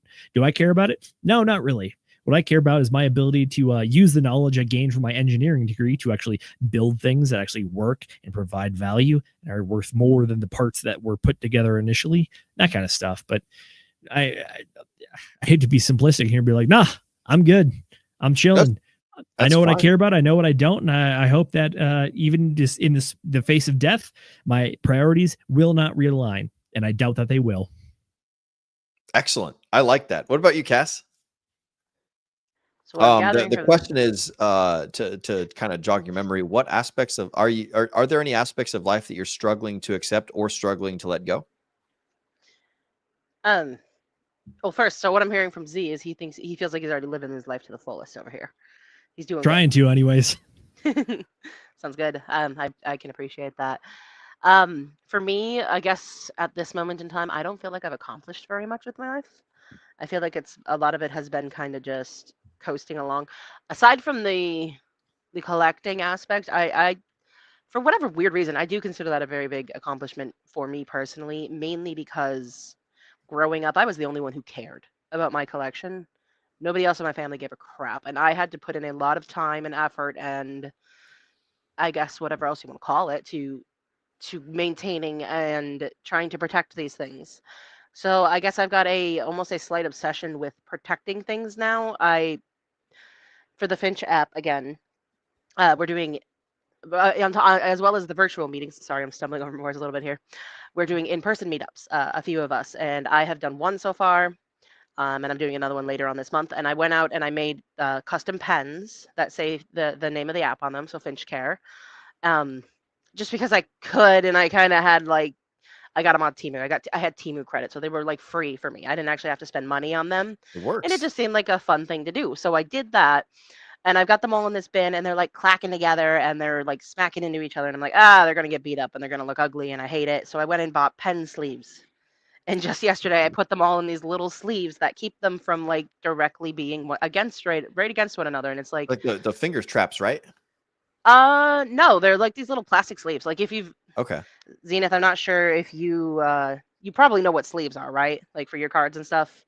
But there's something on top of sleeves. There's top loaders, and then so top loaders are the thing that you put your cards in that just gives them more protection. And then there's these things called team bags that go over the top loaders, which is like a sleeve for the top loader. Yes, so Z's got his cards and sleeves right there. So that's a sleeve. So it's a similar idea. It just goes around the pen. It's just a thin sheet of plastic, goes around the pen, and then you like seal it at the end, and it's just they're in there now, so they're all still like rubbing together, but they've got like a layer between them that keeps them a little bit safer.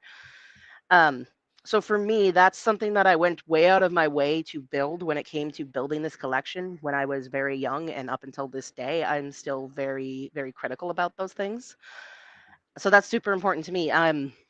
I almost consider my collection to be a little bit of my legacy because it has meant so much to me throughout my life. And I know that, like Zena said, they're completely frivolous. And I was talking to people about this earlier today because they've been doing releases for like the newest set. And there's like, I mentioned it in our leadership chat when I was trying to get the new release. We found a way. One of my friends taught me how to like see how many people were in line ahead of me. First time I got into line, there was more than 2 million people ahead of me. And then I got in and I got kicked. And I'm like, okay, I'm not getting it because there's too mame people. But I got back in line anyways, and I checked, and there was more than 4 million people ahead of me. And I just got off the computer, went and did other things. Come back around a few hours later, they're still up, and I'm like, all right, let me see.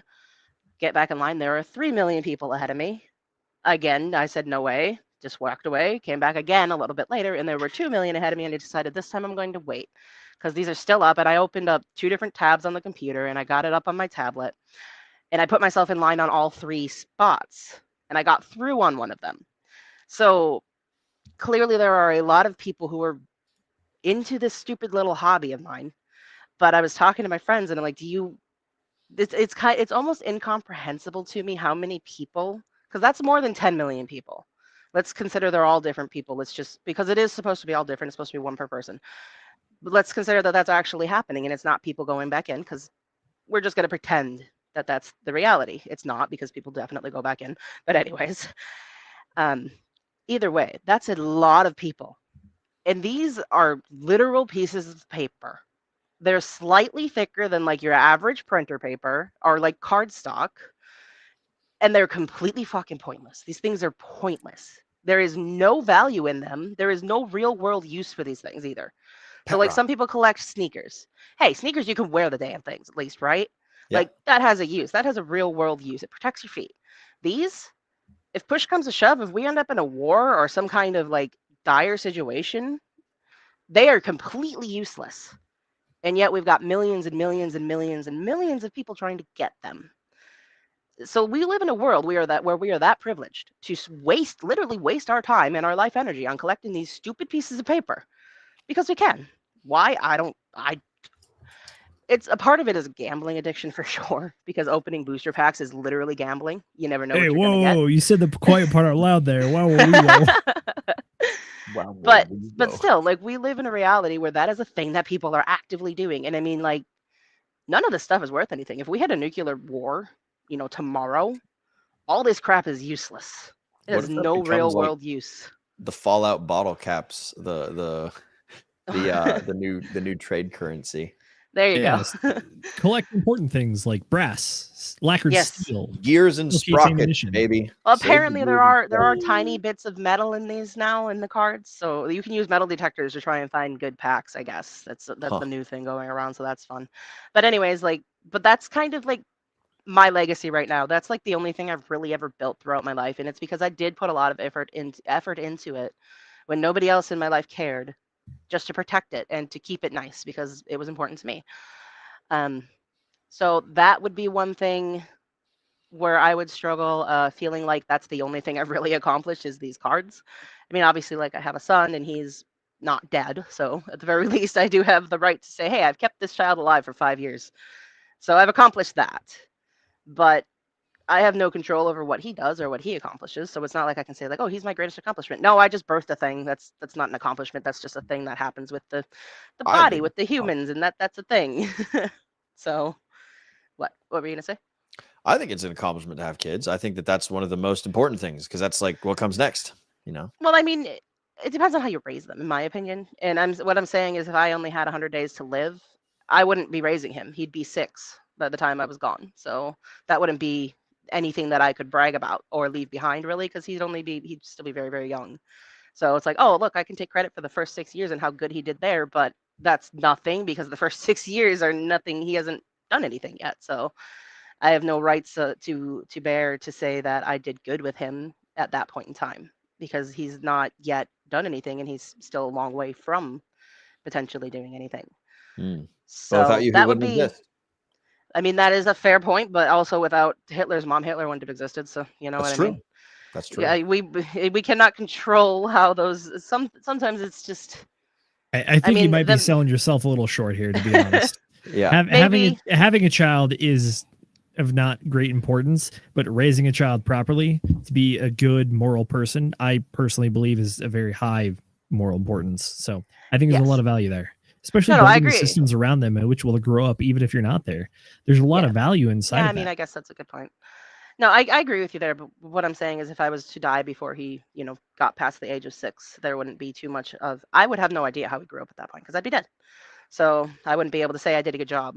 I wouldn't be able to say that that's part of my legacy. If he does great 20 years down the line, people might still associate that to like, oh, his mom did really good up until she was gone. But I wouldn't have that. So it wouldn't be something that I could necessarily take with me.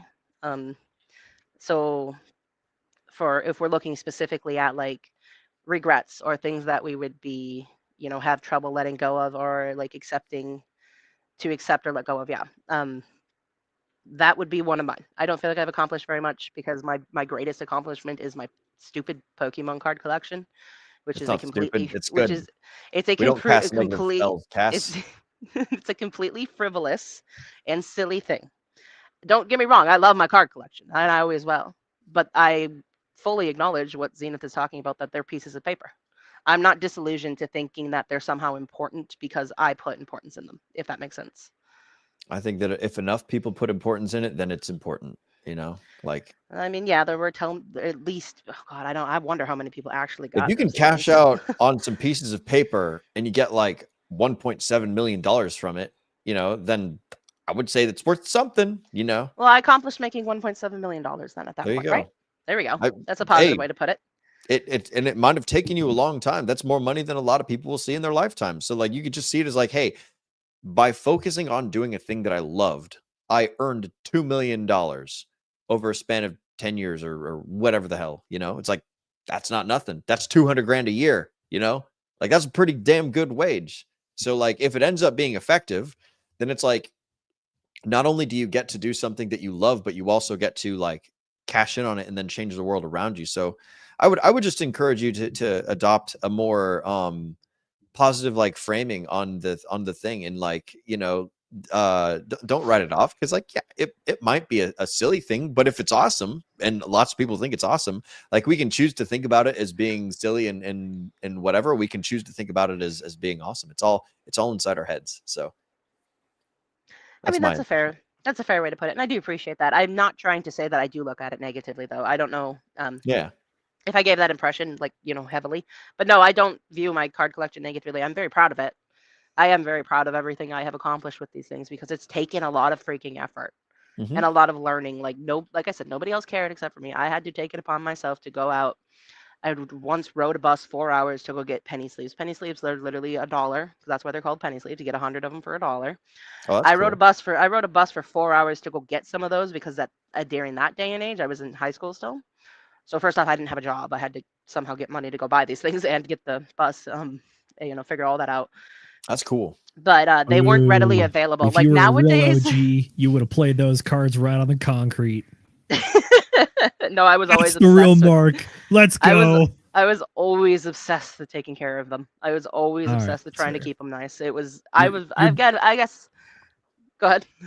You're better than the rest of us that just threw them in the backpack with a rubber band right around the side. Oh bending God, the so many crap people have out of done that. them. You're not even wrong. That's the mark of collection. childhood right there. That's why your No. collection is not worth $2 million, Zenith. It's like, Hey, well played is the condition they're in. Well played. well loved, right? There There we you go. Yeah. But no, Huge so movie. I've been a collector at heart basically since the beginning because I was always obsessed with trying to keep them nice. It was a very important thing for me. So, but no, back in the day, they didn't sell card sleeves at Walmart, Target, or anywhere. Like I had to go out to some random game store that was 4 hours away from me to get these things. So it's a good story. Trial. You got to go on an adventure, you know? That's yeah, what my I little like. brother came with me too. We had a good time. So That's excellent. The while you were talking about your relationship with your son and whatnot, I was glancing through the questions list and I found the last one that I want to ask you guys, and it's: are there any relationships in your guys' life that would benefit from closure or deeper connection? Like, are there any loose ends that you want to either snip off or that you want to braid back into like a finished off rope or something like that? Like, are there people that you need in your life to be like, you know what, no more are you, or like, hey, let's spend more time together? And I'll answer this one first to give you guys some time to think about it. And I would say that, like, I don't have a whole lot of people in my life that I would like cut off or anything, but I wouldn't focus on the negative aspect. I would focus on the more of, I want to spend more time with particular people that are like closer into the nucleus about which my life is formed. So I think of like my life is or like a solar system, actually, like where I am Sol, I am the sun, and then like there's people that orbit around me to like greater degrees of distance and whatnot. And I would want to spend more time with the people that are closer in that orbit than the people that are further. You know, like my coworker from 7 years ago that I don't even know his first name. Like I probably wouldn't be spending a whole lot of time with him, but I would be spending a lot of time with my brother, with like you guys here on the DGen Roundtable, with folks from the audience or Hexicans or other people that are doing similar things to me. Right. I would want to spend more time with the people that are important to me and the people that are closer in on the orbit. So that's my answer to the question. I don't really have a whole lot of people that I'd be like, oh yeah, my horrible boss, cut him right out. Like nothing. I don't have a whole lot of that. I'm fortunate in my existence that there's not a whole lot of negativity in my life. So that's my answer. Z, what you got? I see you smiling down there. I have a terrible answer for you, which is that closure is stupid. Which is that if people matter to you, they matter to you. And in which case you've already made the efforts to make them important in your life and not. Back when I graduated college, towards the final end days there, I tried like trying to reconcile with some folks. And I was like, oh, cool. I feel good now. But now that I'm like almost 10 years past, I'm like, I kind of don't care. Like it really didn't do anything for me. It's just kind of self-aggrandizing the people in my life. I make sure I tell them that they're very important to me. I mean, not to be too gay here, but like this is something I learned in the last like 5 years, which is that even with my dude friends, like I straight up tell my dude friends that I love them unironically. I don't expect them to say it back, but I just want them to know how I feel and that they matter to me. And it's like looking back at other relationships, the things that have mattered have continued to matter and carry forward to my current life. The things that have not. They don't weigh me down anymore. And trying to get closure on things, I think that if you do get that diagnosis that you have like 100 days to live or whatever, it sounds kind of bad, but like if you then at that point try to go reconcile things, it's almost just self-aggrandizing because you're probably just doing it to make yourself feel better about dying. So that way you feel that you have a better chance at whatever the afterlife you believe in is going to happen. It's like, if you really cared about these things, you would have been doing it anyways. So That's a bit, I get it. It comes back to like living just true to yourself and living every day like it's your last. So again, I understand this is a very me perspective, and I am not everyone's cup of tea, and that is a-okay. But at the same time, though, like I think I'm living a pretty damn good life, and I think I'm doing my best to be a moral and just man. And I hope that at the end of the day, my creator judges me as such. Excellent. Good answer. What about actually before we go to Mrs. McGinn, I want to probe you on one of those things, Zenith, and I just want to say that you're kind of inferencing a little bit. You're looking into the reason why people do things when you had said they're probably doing this because they know they're going to die and they want to get better with the creator. It's like, be careful about presuming what's inside of other people's mind, amigo. So, you know, Look, I know you're not wrong there for sure. Yeah. But at the same time, though, I feel like there is, if you do get that diagnosis and now you're suddenly doing things as a result, it very much follows the logical train of thought of if you only have so many days to live, then you should figure out things before you die. Therefore, all the things you do after are only caused by the original causation. I got a follow on, right? Do you judge the intention or do you judge the result? It's both. Yeah. It's always both. Yeah. Which is that, I should have known better than to ask a nuanced question as a black and white question. Yeah. So sorry. Let's break it down though. Let's break it down. Okay. So was it causation or result? Should you care about the causation or the result? I think that the original action and the intent behind it does matter a bit more than the result, because once you make the decision, the result is, if you operate like we do, which is that everything's probabilities. We don't live in the world of black and white. Everything is a smatter of probabilities that can happen, which is that if you make decisions with good intention and believing that there are good probabilities of good things happening, then therefore, even if the result doesn't fall the way that you want, you can still look back at the chain of logic and be like, okay, this is a person trying to do the best that they could with the knowledge at hand and everything surrounding the circumstances. So you can look at the original intention and be like, okay, that's good. But at the same time, it is very possible to approach it from the other end, which is top down, which is results, then the decision making, which is that just because you benefit greatly doesn't mean that the decision making was great. So when it comes to the question that you asked, which is that should you or do you believe that you should be like reconciling in your moments before death? Okay, so let's take it from the back. If you reconcile something with someone before they die, then okay, cool. You've come to a good spot. It makes you guys both feel pretty good. Maybe you get some sort of material benefit out of it. Maybe you get some sort of like moral benefit out of it. But at the same time, I do think it does ask the question, why was this not the case before? Yeah. Which does raise doubt back to the original intent.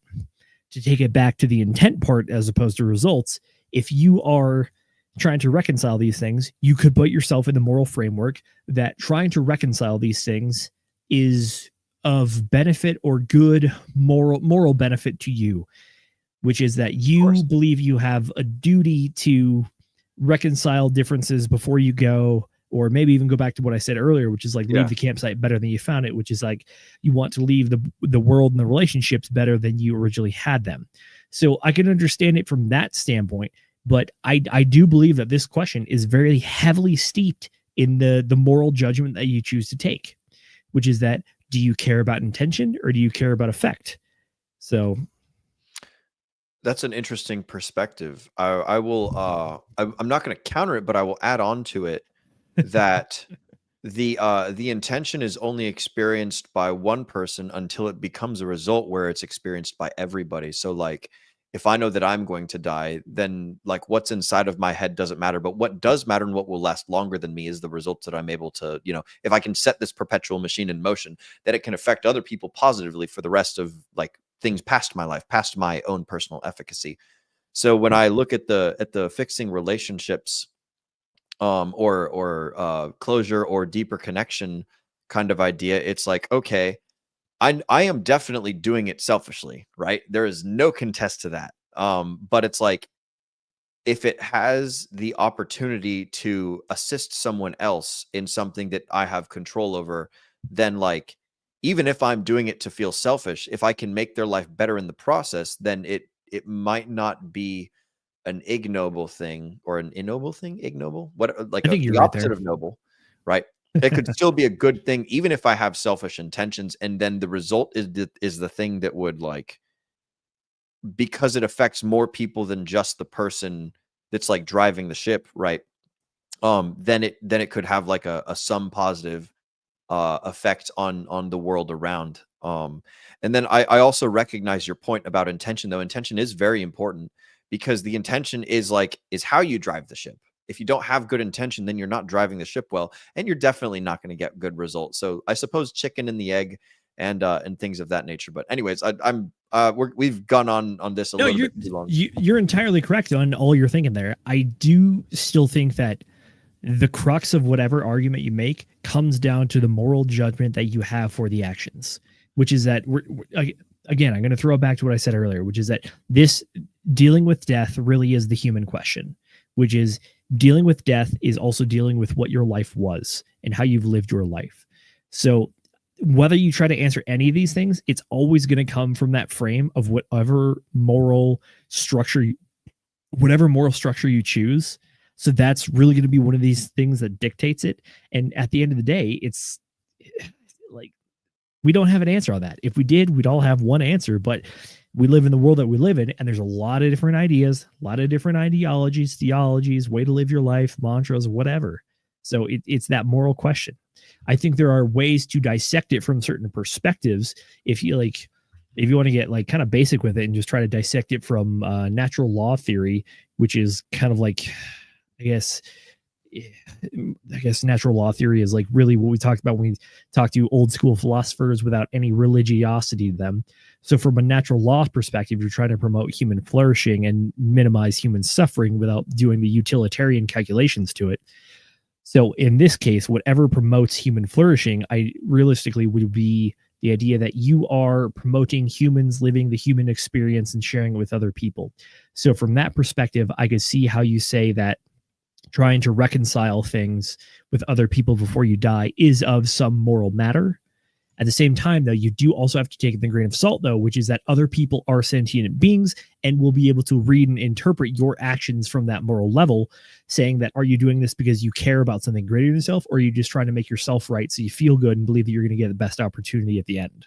So even in death, when you have that finite picture in mind, it comes back to how you've lived your life previously, which is that if you lived in accordance with how you're living your end, then reconciling things makes sense. Mm-hmm. But if you are suddenly having a change of pace once you know the end is coming, then that is incongruent with how you live your life. Therefore, it will come off as ingenuous or self-serving to people at the end of your lifespan. Correct. So I guess what we've arrived here at by me soapboxing is that at the end, if you're trying to reconcile, if you are doing so in accordance with how you live your life, then it has value. If you're just trying to scrape up brownie points at the end of the game, then I think it's cheapening the effect. It might have some good, but I think it's definitely cheapening the effect. Maybe it works. Maybe it doesn't. I like that. Maybe it does. Who knows? I kind of want to go on this even longer, but we got to get the same question to Miss McGettit. Mrs. McGettit, are there any relationships in your life that you think would benefit from closure or deeper connection? And then we'll go around the horn and close out. Well, before I go on that, I do want to say kind of what Zenith is, what you guys have been talking about. This is a very good conversation, by the way. I'm really enjoying it. I think Zenith, in a boneheaded kind of dumbed down summary of all of that, it goes back to what I was talking about with my grandfather earlier is, did you live well? If you reach the point where you're at the end of your life and you have so many regrets and so many things that you feel you need to fix, then you probably didn't live very well. You probably made a lot of mistakes. You probably did things that you regret. You just didn't have a good life in your own opinion or in the opinion of others. It really doesn't matter who has the opinion. The point being, that would be, I guess, almost like a personal failing kind of thing at that point. What you're saying, though, Z, I think you have very valid points. It brings to mind for me how to win friends and influence people. Nate and I were talking about this the other day. He was talking about his own working on like interpersonal relationships within his job, because he's been working on trying to build better relationships within his work colleagues and stuff like that. And just he's talking about how he's kind of improved on these things. And as he's talking about it, I said, that's exactly what they talk about in how to win friends and influence people. It's the ability to have a genuine conversation with other people, a genuine interest in somebody else. So yes, the ingenuity or disingenuous, that's the word, I'm sorry, versus the genuine actions. So in this case, in the book, the author genuinely wants to create a very special moment, a perfect moment, he calls it, with everybody who's important to him in his life, versus somebody who's going to go in and be like, oh, all these people hate me. Let me try and make them love me before I die so that there will be someone at my funeral. That's disingenuous. That's self-serving. That's, yes, I agree. But it's like a very fine line. So trying to like quote unquote repair relationships or kind of gain closure, I don't necessarily think that it's always a bad thing. At least I get what you're saying, that if people are doing this constantly, then that again, that means they probably didn't live well while they were living their lives. And I think I have the good fortune to say, to answer your question, Will, no, I don't think I have anybody who I would need to repair much with. For the most part, kind of like Zenith is describing, I live my life with my friends and family in mind. I talk to them frequently. I keep up good relationships with them. I tell them I love them. Um, all those things. Like if I were to be told, hey, I have 100 days to live, there are some people I would love to go see, because some of my like best friends I have not actually met in person. Like there's some online friends who I've had for like 10, 15 years, but I've never actually met them. So I'd love to do that. But I don't have any like deep regrets that I would need to reconcile. I don't have a lot of like, let me fix this.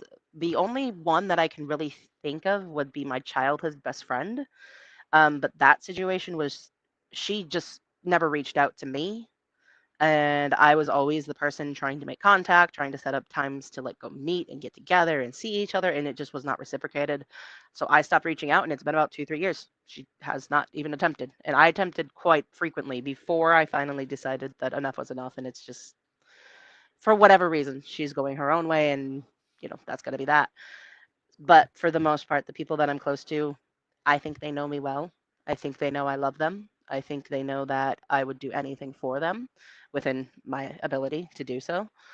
So I don't really have a lot of things that I think would be left at that hanging point of like, let me go fix this now that I know I'm going to die. Because I've just tried to make good relationships with them already and still maintain those even today. So That's good.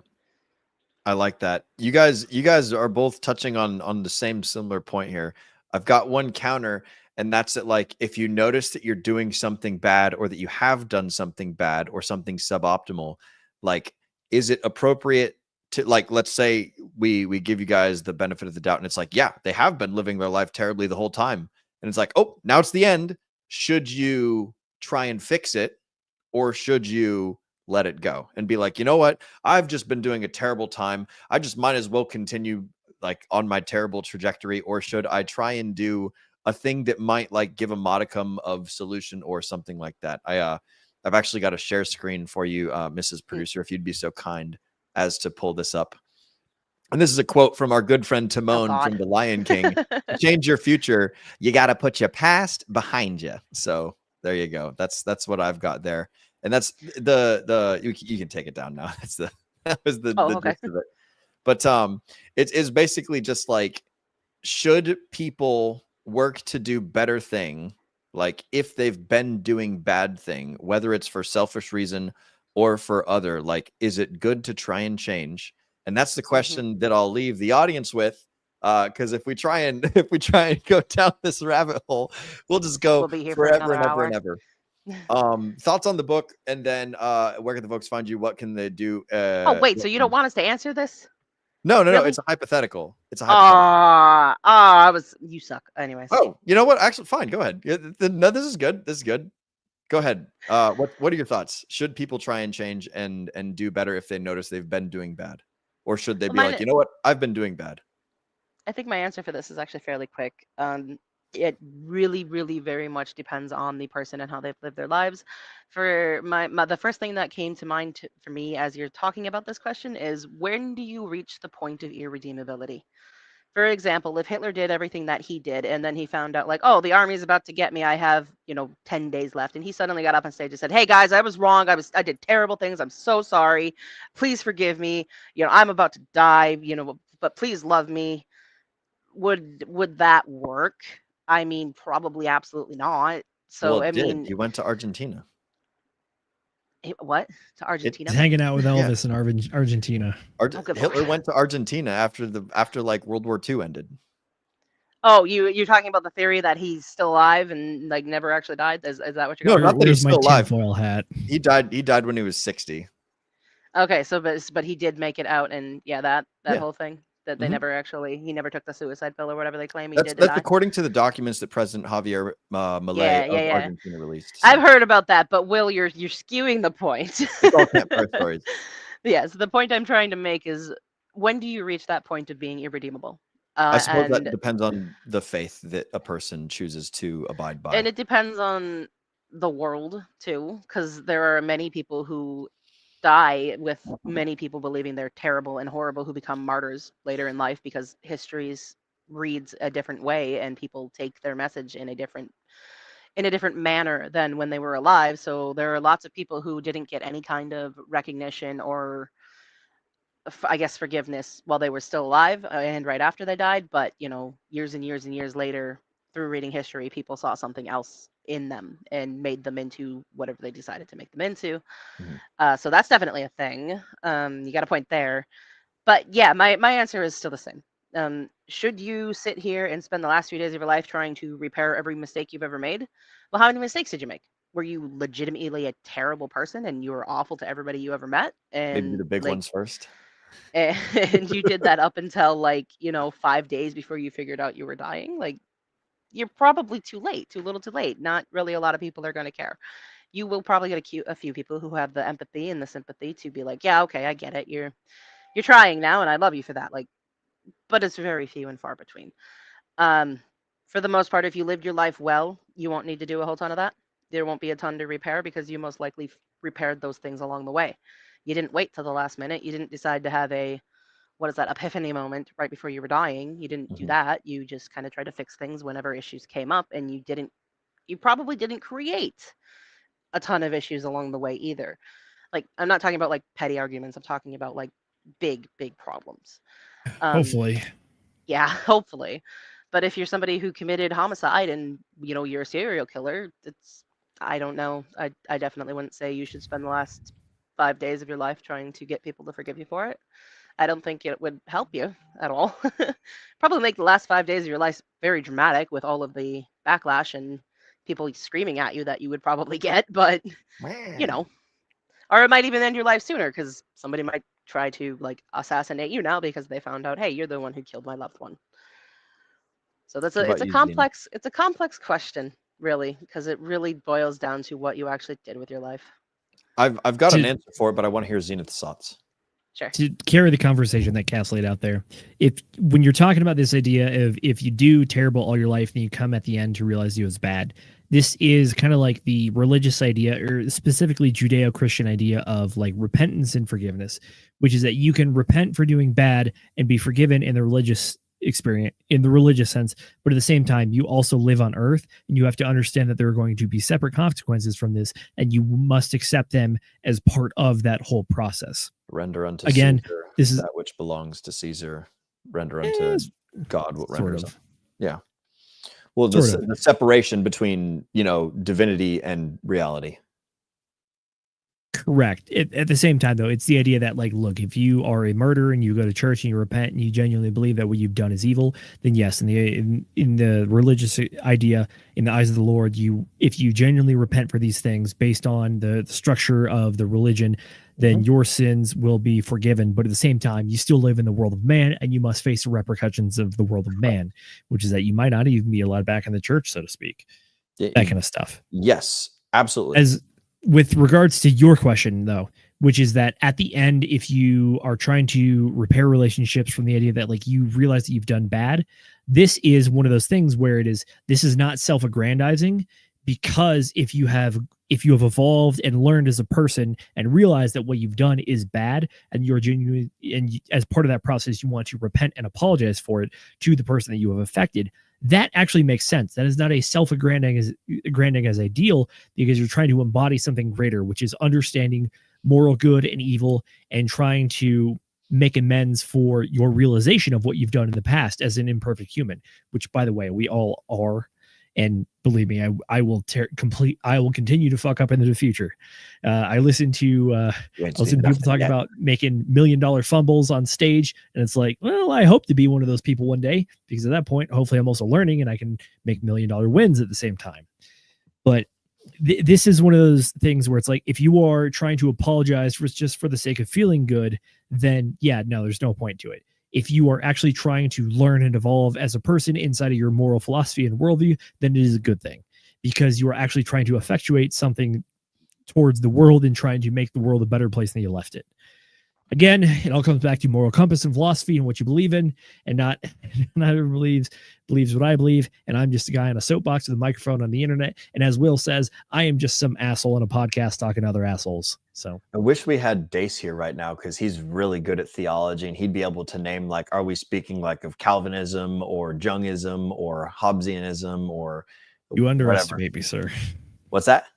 You underestimate me, sir. What are all of these isms? What? Oh, so what Will is referring to is that back in the this is a whole can of worms, by the way. Back in the 13th, 14th century, there was a great schism within the Catholic Church, or what is now known as the Catholic Church.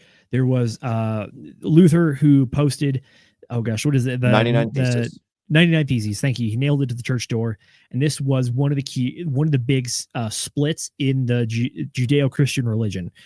The less Judeo, more Christian, because the Jews still believe that Jesus was just an uppity son of a bitch and political dissidents, all that kind of stuff. So that's where you start getting splits inside of the faith. And then after that, you get further splits into the different, like, kind of archipelago of various Christian-based beliefs. It's a lot. It's not worth getting into now. If you want to learn more about this, go check out Reformed Zoomer. He has a YouTube channel. He breaks down a lot of the stuff very well, talks about it. Keep in mind, it is a faith-based YouTube channel. So if that's not your thing, cool. Don't try to take much out of it, but it is still an excellent historical model and representation of everything that has happened in the past. I wanted to add in the little bit when we were talking about forgiveness earlier to Cass's point, and I wanted to say that for me specifically, and I don't know if this is the church's view or if this is just my view or if I'm just like some selfish, loose cannon here, but I don't Making it up as you go. I don't forgive people for their sake. I forgive people for my sake, because forgiving them takes power away from them and puts it back into my hands. So, like, I think this is why God is all forgiving, is because God is all powerful, and that's why, in at least in the Christian and Catholic faith, God forgives, because, like, yeah, it's like you're just a little speck of dust and you're meaningless. And so, like, why would I hold it against you if you're sorry? So it's like the point is for the person that's sorry to go through their process, not for God to hold some grudge over, like, a little peon that he made, like, long ago. So, like, if someone wrongs me, then I forgive them not for their sake. I forgive them for my sake, because, like, if I feel terrible because someone else wronged me, then I'm giving them power over myself. And I don't want other people to have power over me. And so, like, I need to feel the emotions that I go through at the time, and then I need to move past it. And then I need to keep taking my life into my own hands and moving on past that. So if I'm dwelling on someone's wrongs or something like that, then I'm giving them my mental faculty. I'm giving them my thought processing power that I could be using on doing great things for the world, like building a better mousetrap or making an even better delicious grilled cheese sandwich or something like that. Like, I could be moving forward instead of dwelling on wrongs that other people have done. So I personally forgive people based on selfishness and based on, like, I need to get my shit done. And so I'm not going to give them power over me. So that's my own little 2 cents. And there's that saying that's like, to err is human and to forgive is divine. It's like, I just think that forgiving people, like, it takes away whatever, negativity they could inflict on your life and things of that nature. So that's what I've got. All right, guys, it's time to end the show. Before we end the show, we got to do one final round of chat shout outs, because there's been some people that have rolled in. Mrs. Producer, I hopped in the producer chair a little bit ago and started some comments for you. We need to get StreamYard back into the let the people star the comments. We've got Mr. Hex Glenn has come on in. Konnichiwa all. Konnichiwa to you too, Mr. Hex Glenn. Glad that we could have you with us today on this fine stream of us talking about dying and morality and friendship and sailing around the world, all sorts of great things. Yeah, thanks, Will. This book club took a hell of a turn. I love it. I had a great time. I don't know about you guys, but it's freaking awesome. Next up for the chat shoutouts, we've got Sasha Gunter. I believe it's pronounced Gunter, and she says, "I think you are the smartest." And I believe she was referring to you, Mr. Zenith, when you were talking about intelligence or something at some other point in the stream. But yes, Sasha Gunter thinks that you are the smartest. So there you go. That is a good friend of mine. She watches a lot of our shows. Bit of a lurker. Commented here. Yes, So, excellent. Yeah. Excellent. Well, Sasha, thank you for watching. And I also agree. I think Zenith is incredibly smart. Next up in the chat shoutouts, we've got Mr. Hexagon Lost in Asia. Thanks for the show. Greatest of all time, sir. Thank you. We appreciate you calling us the goats. You, sir. Is that are what the that goats. means? Yeah, greatest of all time. Oh my god, I never knew that. Yeah, so like when You people just say taught me they are the something. goat, they're saying they're the greatest of all time. Just like Bane. I means never better than anyone understood that. Why people Yep. called people the goat, but thank you. Now I know. Now that finally makes sense. Welcome. You are most welcome, Miss Cass. I am here to educate people on all of the slang that I know. I don't know all of them. My favorite one is IIRC, which is, if I recall correctly, and which one is it? AIT. Am I the asshole here? How do you? Which one is that? Like, am I the asshole? AITAH. Am I the Yeah, asshole? AITAH. Yeah, am I the asshole here? Those are Yeah. the fun little. There's a whole Reddit things to subreddit read up on. on there's a whole subreddit for that one. That's a lot of fun to read those. Yep. There's one final point from Arceus I would like you to bring up also, Mrs. Producer. I did not star that one. But it's talking about the I wanted planting to of bring the up tree. Oh, go ahead. I wanted to bring up Ambers. Are you okay with that? Ooh. Yes. Yeah. Go ahead and bring that up. Okay, we'll do both of those. 805 one. Yeah, 805. Yes, that's the one. Yes. So I have a harsh reality of death. At a young age, my daughter took her last breath in my arms. I understood then the value of life and the uncertainty of today. If you're not living, you're dying. So live. Absolutely. If you're not living, you're dying. Make sure that you guys are living every moment to the fullest, including this one right now. And we appreciate you being here. Speaking of appreciating you being here, what's up? Real quick, I just want to give her a shout out on that because as tragic as it is, I'm extremely proud of her for carrying on and persevering and having a very positive outlook to offer others through that tragedy. So Amber, huge shout out to you. I know it's weird to tell people you're proud of them, but I try to do it because I feel like it's something that we don't do enough. But so yes, I am extremely proud of you for carrying on through that and still trying to be positive for other people. Thank you. Amazing job. Excellent work.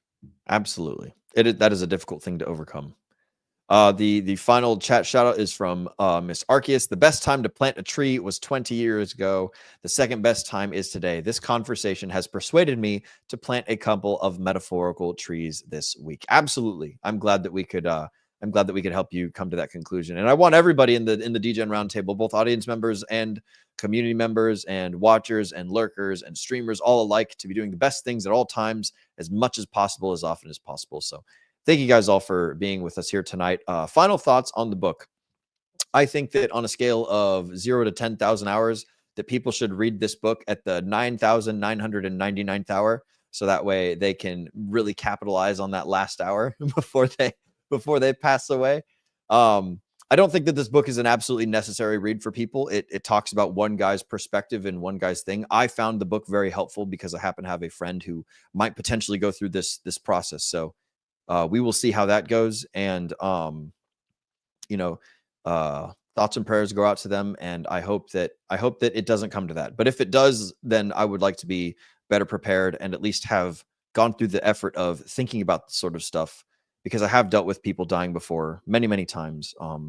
Many of my friends, many of my loved ones have passed away. And so never have I had the opportunity to, or had the forethought to read or gather information about the process before it happens. So this is something that I think is important. And all seriousness, on a scale of 0 to 10,000 hours, I would say that this has nothing to do with cryptocurrency or self-improvement. This has to do with where you want to be in life. So if you're interested in reading this book, then you should make that decision yourself. And I'm not going to opine on it. I think that as soon as it became relevant to me is the perfect time for me to read it. So that's my thoughts on it. I don't think I'm going to read it again. It was a very powerful book, and I think I've got all that I need out of it. And I don't want to go through the emotional process again. Once was enough. and I think I got the general gist. Mr. Zenith, what do you think about this book? And also, where can the folks find you, and what have you got going on in the near future? Gosh, I was expecting you to go to Cast first. Okay. Folks, you can find me on Instagram and Twitter at ZenithDI. I'm going to take the opposite stance of Will here and try to put the crypto spin on it, which is that this book is an excellent reminder that life is finite. And you should probably put your keys on some sort of fireproof or flood-proof resistant method of keeping those seed words safe. Going to put it very early on, probably under 100 hours in the mastery phase. I am like Will. I don't think I'm going to touch this one again. I think it was an interesting look into a man at the end of his life, and this should remind you to take all the steps so that way you don't feel a rush to do things in your last 100 days to ensure that everything is taken care of. Outside of that, though, it's an interesting book. Again, I think that this book club in particular definitely falls more into the side of moral philosophy as opposed to cryptocurrency and investing advice, which, by the way, nothing we say on this channel is financial advice by any stretch of the imagination, especially on this one. So please keep that in mind, but there should be some good principles that you can keep from it. I will say, though, that it's an excellent reminder that live life the way you want to live. Shout out to everybody that's been in the chat tonight. I may have gotten a few texts from my friends that are ghost watchers that said, wow, this is depressing as hell. And I'm like, yes, but at the same time, though, I think these are very real conversations to have with people to examine yourself, examine how you live your life, that kind of thing. Though I will say, I do want to thank Will Stevenson again for recommending Chasing Daylight. We have an excellent book here and another great passage here. No, not again. Please, I no. guess it's all those lines. You've been crossing that brought you to me. She lifted an auburn brow, her eyes still a bit red from crying before she got to bed. It's time to move on. Be happy. He'd swear he heard Marcus's voice again and had him releasing a shaky breath. But then he followed Marcus's advice. He gently held Anna's face between his palms and slowly captured her lips with a kiss. He clasped her arms atop as he placed quick, urgent kisses on her mouth, neck, and then back to her lips again. With Marcus's words surrounding him, the heated kiss he was sharing with Anna felt like a release from prison, the guilt he'd never realized he'd been trapped in until now. The power of that one kiss brought him to his knees, and she dropped with him as to not break their connection. He lowered his hands from her face, tracing the lines of her silhouette from her waist down to the curve of her ass. She arched into his touch as they continued to kiss, moving with frenzied need, touching every part of each other without releasing their lips. They were both reeling, spiraling right into each other's arms. Zenith, you need to learn the art of timing when it comes to humor. I do, but at the end of the day, I know, but I'm the guy, which is we've had a long introspective show, shall we say, and we got to close it off with some brevity. So again, thank you, Will Stevenson, for Chasing Daylight by Brittany Sahin. Excellent book, part 7 of the Stealth Ops series. I might have to go finish it now. I bet you do. Mrs. Producer, do you have thoughts on this book? And where can the folks find you? What have you got going on in the near future? Okay, gotcha. Whatever book Zenith was just reading, I think I'd like to yeet it into the ocean. Agreed. We don't need to be reading that anymore. It's a prop. I understand, but holy crap, they really went all out on that one, now, didn't they? To be fair, I've read a couple of romance novels that are not dissimilar. Those things tend to be like, dare I say, I guess, smut? Yeah, no, not really. I don't intentionally read things like that ever. Actually, I don't know why people do personally. It's weird to me. But yeah. Anyway, books like that are just a little too much in my opinion. It's whatever. Anyways, We're so for dwelling that on book, an awful long time. What are your for thoughts? for that book, I'm gonna I vote know it. it's rather disturbing to think about. Sorry for that. Apologies for the timing, as Will said. Anyways, for that book, I'm going to give it a vote of 0 hours. Don't read it ever. Put it in the ocean where it belongs, or in the fire. That's fine by me too. Whichever you prefer. Whichever is. Some say the world will end in ice, and some say the world will end in fire. So pick your poison. For this book, the book that we actually listened to, that Will so kindly recorded himself, so that we wouldn't have to pay for it. I was like, what? You thought 0 for the death book? No, I was like, okay. I did not for see actual Chasing Daylight by Eugene. Yes. Okay. I guess I see both of your points of not wanting to give it a number because it is very niche. It's kind of, if it's relevant to you, it's relevant to you. Most people are not going to think about this kind of a thing probably really ever. Where are you heading this time? I personally found value in it because for me, it gave me a little bit of introspection into the whole concept that, hey, death is a reality, because that's not something I think about super often. Um, with my uncle passing, just a few weeks ago now, that is something that's kind of been on the backside of my brain here more recently, because again, like I mentioned, I think, not sure who I mentioned this to, but I don't mind if people know, most of my family members who I have lost have died relatively young. None of them made it to the 79 mark. So knowing that, and taking steps myself to try and make sure that hopefully I can last a little bit longer than most of them did, this book did hit home a little bit differently for me. It kind of made me think about things a little more. The connection between the author and his wife was something that was really special to me, because I mean, just that kind of a deep connection with anybody is pretty amazing, so, in my opinion. So I would definitely say, like, I do think people should read it. I don't want to give like a time scale on it though. Um, if it's something you want to learn about, especially if it's something that can kind of sober your mind into like understanding that we're not invincible and that death is inevitable, if it's something that would benefit you to kind of concrete that idea, definitely, yeah, grab it, take a look at it, read it. Come into it preparing to be sad, because it is quite sad. It was, like Zenith said, it was a depressing book. So go into it knowing that. Don't try to read it if you're already depressed. You know what I mean? Because it probably won't really help. But yeah, I do think it was absolutely worth the read, or in my case, the listen to Will's wonderful recording, which is really good, by the way, guys. If you don't want to buy it on Audible, Will's version, Will's recording was very, very digestible. So, if you're cheap like me, you don't want to buy it, go give it a listen, because it was great. Other than that, where you can find me, what I'm doing, you can find me in the DJ Roundtable Telegram. There is a QR code right below my box here. I don't have a camera on, so I can't point at it. But anyways, it's down there, right next to Zenith. And if you want to talk to me, I'll be in there. You can send me a message anytime, or just tag me in the general DJ Roundtable Telegram, and I'll probably see it. I get a lot of alerts from there, but like general tags I try to pay attention to. But other than that Telegram is hopping, so it's hard to keep up if you're not in there all the dang time.